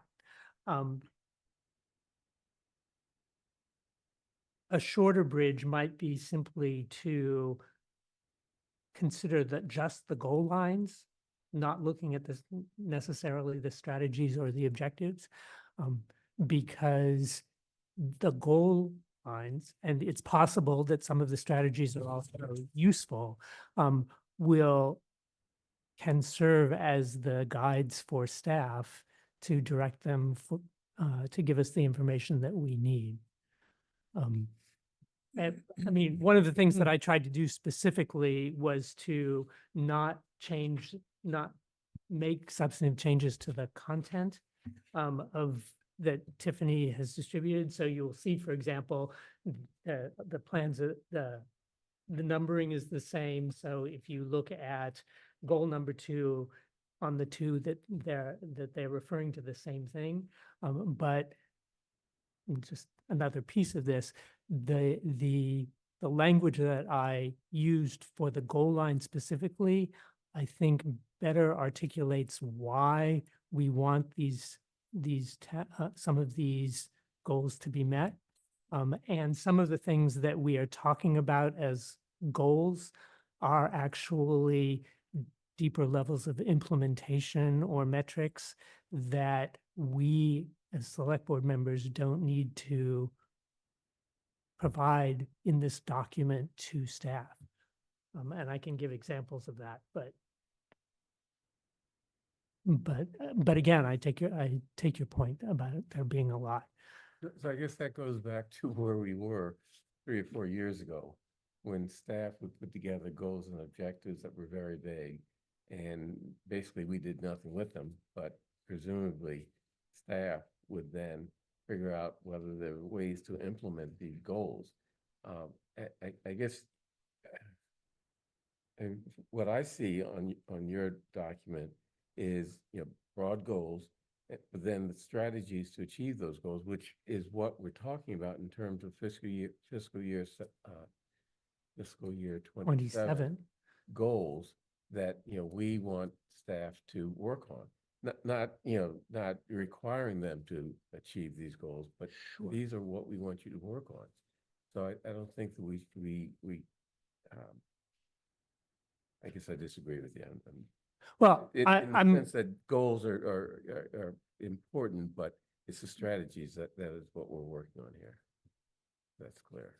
And okay, so I was responding to Paul's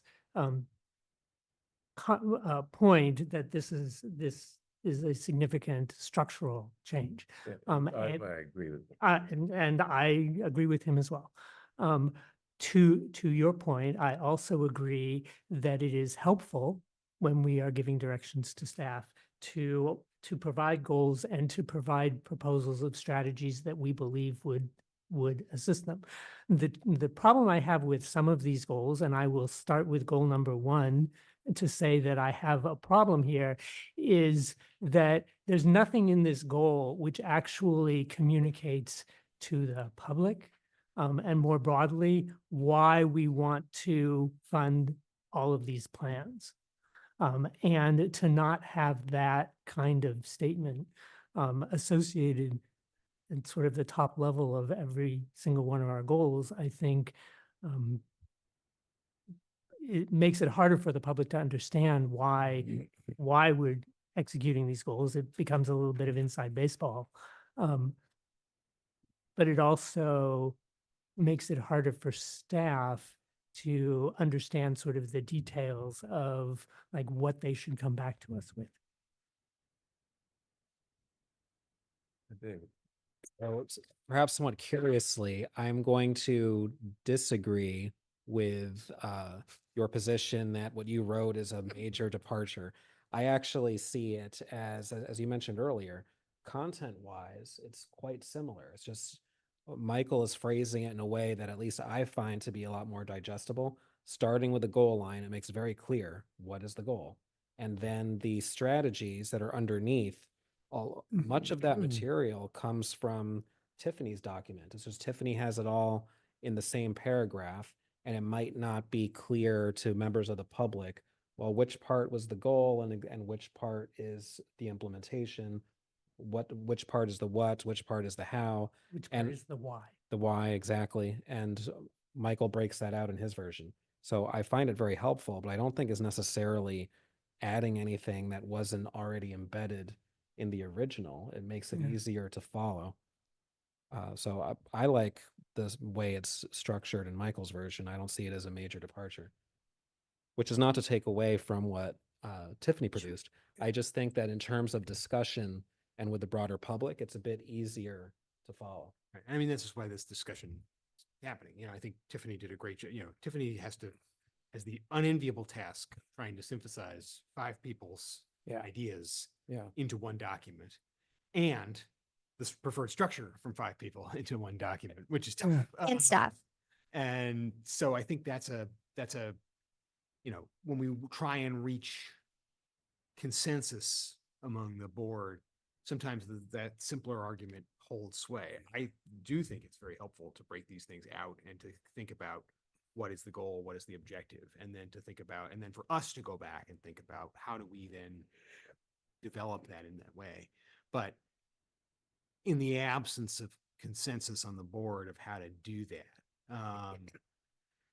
we've strove for in this draft for simplicity. But I also think, you know, having that conversation with Michael on Friday about this, and then, you know, having this come back and see it is helpful to us too.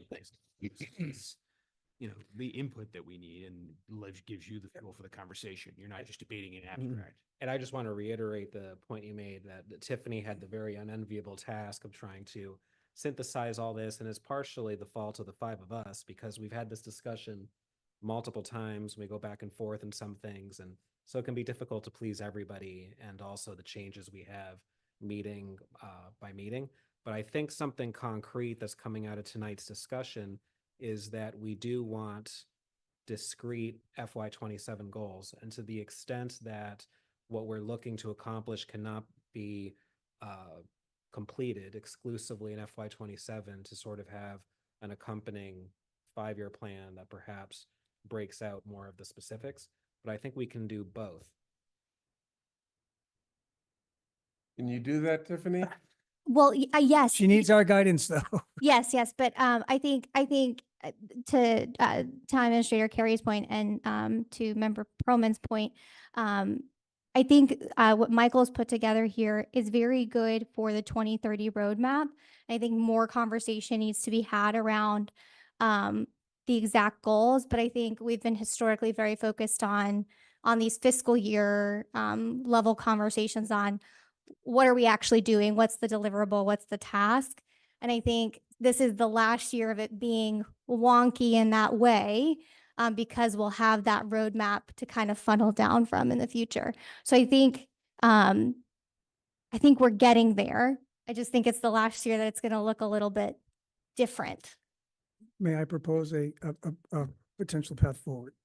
So this evening, we covered planning for the future. I think we covered ensure better, greener, income diverse housing.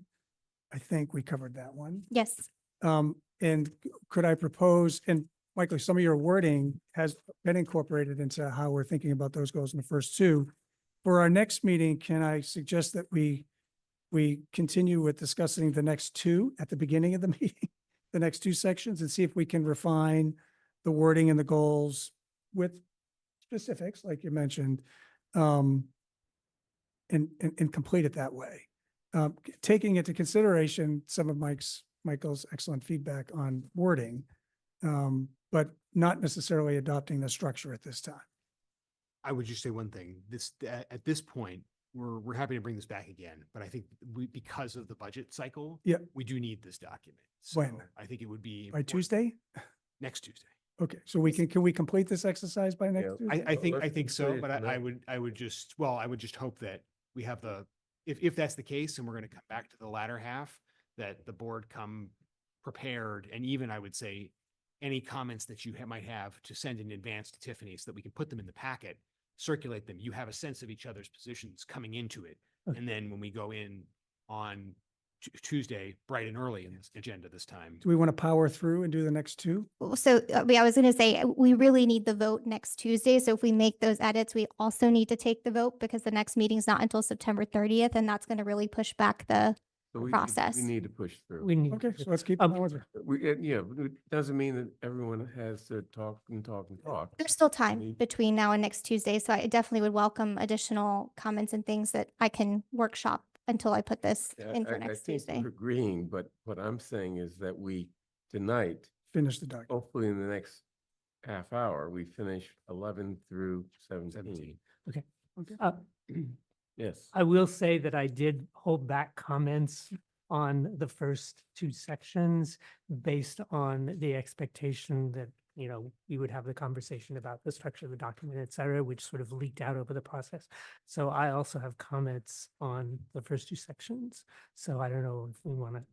Why don't you put them on, excuse me, put them on paper and send them to Tiffany. Okay. And I don't want to go back through the first two sections again and spend another hour on them. Okay. Okay, so move on. Number 11.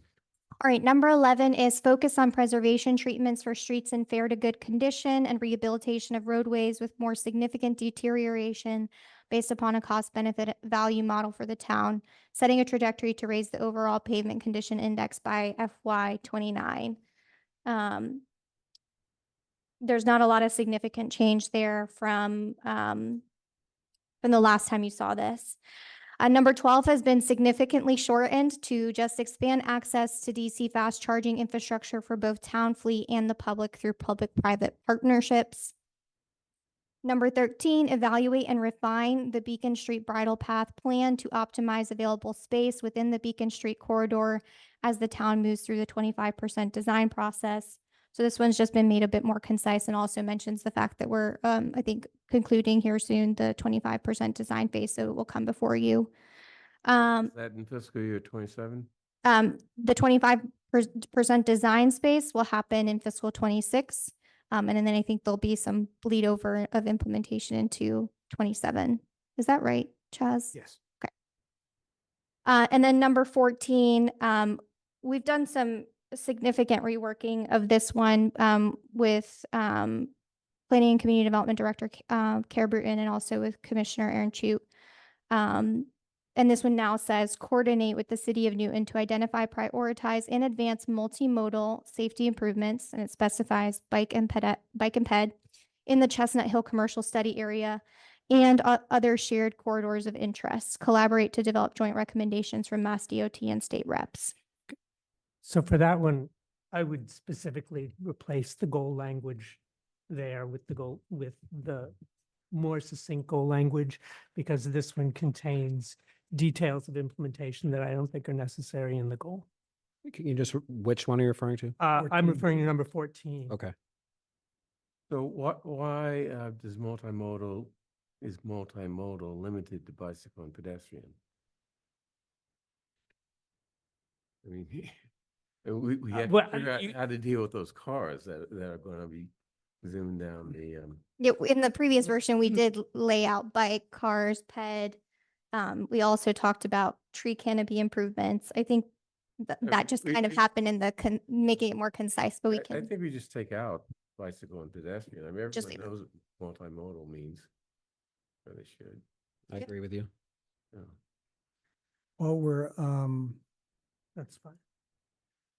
I wanted to trim the goal. I think it was, so number 12. Can we drop through public-private partnerships and just say expand access to DC fast charging infrastructure for both town and the public? It could be through partnerships, but we may want to install them. I mean, is that the only strategy that we have for? I think it's the more likely way forward in fiscal year 27 because of limited federal grants now and also where these might be able to go. So I think that's really the most feasible path forward from fiscal 27 in talking to the commissioner. Well, what if Tesla wants to come in just as a private company and put in a bunch of charging stations? I mean, it's we're kind of excluding that.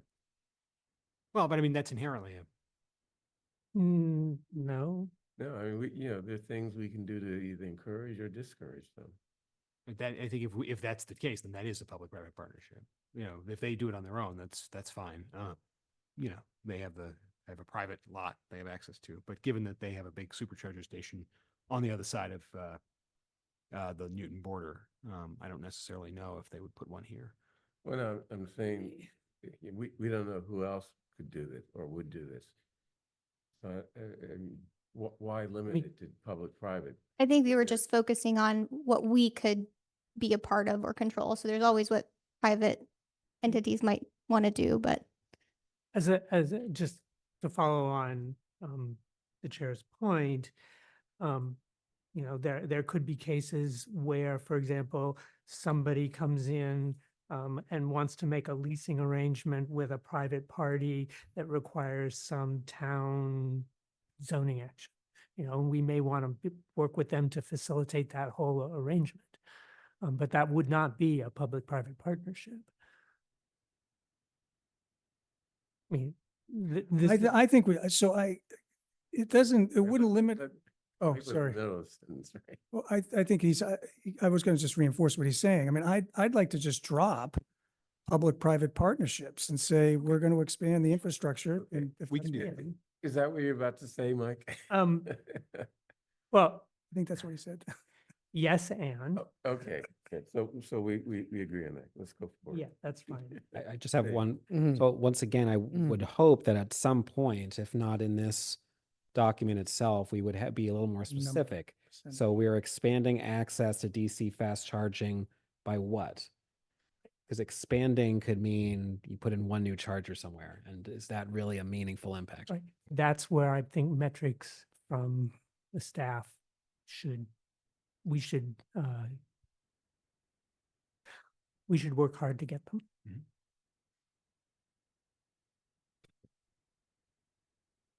Okay.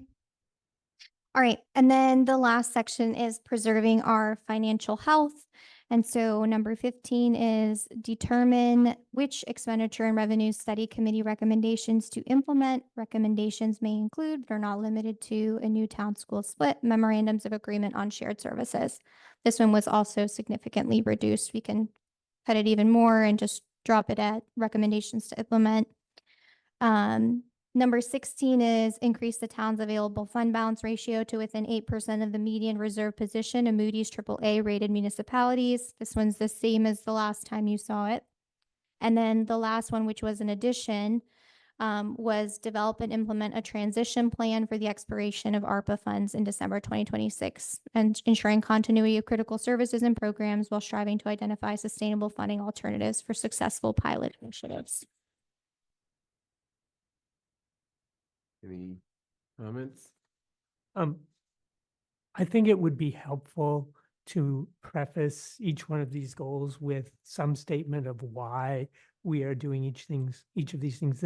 These things are very specific, specific actions. And so if you, for example, look at the goals that I wrote for each one of these, I think they answered the question as to why we're doing those things. And I think that that is a worthwhile preface to each one of those goals.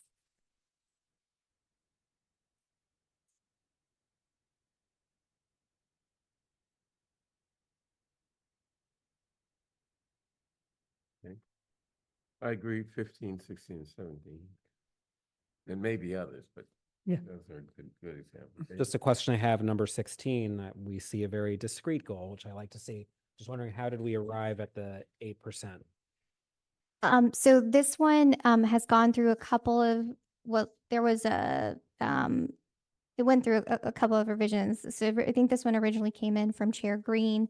I had multiple conversations with the finance director to clarify what might actually be a goal that might stretch us a little bit, but is still within a reasonable realm of possibility. So that was workshopped with Lincoln Heineman.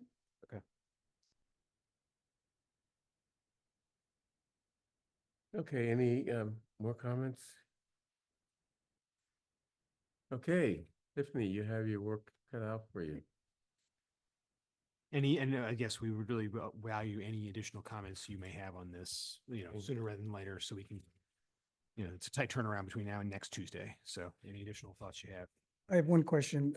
If there is a operating override ballot question, is that going on the ballot for FY 27? If there were an operating override question on the ballot, FY 27 would be the first year in which it would apply. Yes. Okay. It doesn't say anything about. It doesn't. And that's intentional in some ways, because the process of determining whether or not an override is on the ballot is a goal for this fiscal year business. The question of what to do with it is uncertain. And what's going to happen as a practical matter is we're going to prepare two budgets this year. We're going to prepare if the recommendation of the committee is some form of operating override, and if that recommendation is accepted by the select board, then we will prepare two versions of the budget: one that assumes an override passes and one that assumes it doesn't. And we want these goals now being developed to be agnostic of Yeah. that question. So, okay, I do, Bernard, is it okay if I ask a couple of questions about this? Because this is really important, right? Is the Revenue and Expenditure Study Committee coming back to the board with with a recommendation that shall include an operating override where we could decide not to put it on, or could they come and say, don't do it? They could come and say, don't do it. Because I think, But we have the final say. so that's what my point is. And I forget who's all on this, and their vote may determine whether something comes to us or not. I'm not comfortable with that. What I would rather have is clarity about what the forecast is, what the gap is, and if you wanted to close the gap through an operating override, you would place this on the ballot. If you wanted to close the gap by restructuring our town staff or some other activities, you would do that. But to have the Revenue and Expenditure Study Committee come back without an option for an operating override, I would hope that that's not going to happen. I think there's a difference between the option and the recommendation. No, it's okay. But there would be some clarity to us that says, if you wanted to pursue this path, which is to close the gap through increasing revenue through an operating override, this is what you would put on the ballot.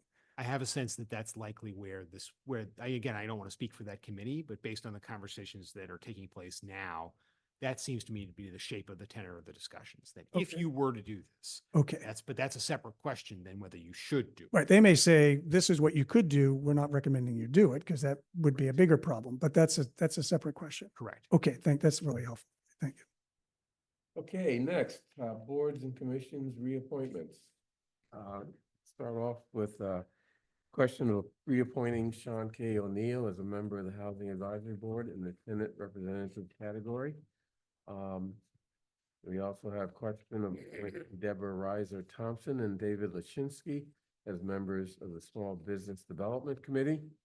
And finally, question of appointing Jack Curtis from an ex officio membership to a full voting membership on the Martin Luther King Jr. Celebration Committee.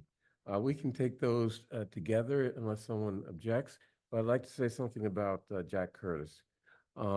Jack is a journalist. He's been a member of the committee when he lived in Brookline. He moved out of Brookline, but was still committed to the committee and was an incredibly valuable member of the committee, initiating and carrying out a number of our programs, not just the programs on Martin Luther King Day, but the other programs during the year that we have. Now that he's moving back to Brookline, we'd like to include him as a full member of the committee. We do have an opening on the committee, correct, Tiffany? This committee is not limited by membership, so Okay. you can appoint members as you wish. So we'd like to include him as a full member.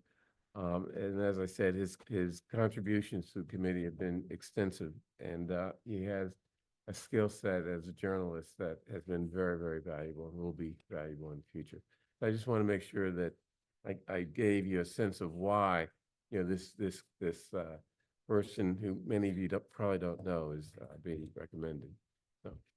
So unless there are any questions, I'd like to move approval of the three appointments or reappointments and appointments to the boards and commissions. All in favor, please indicate by saying aye.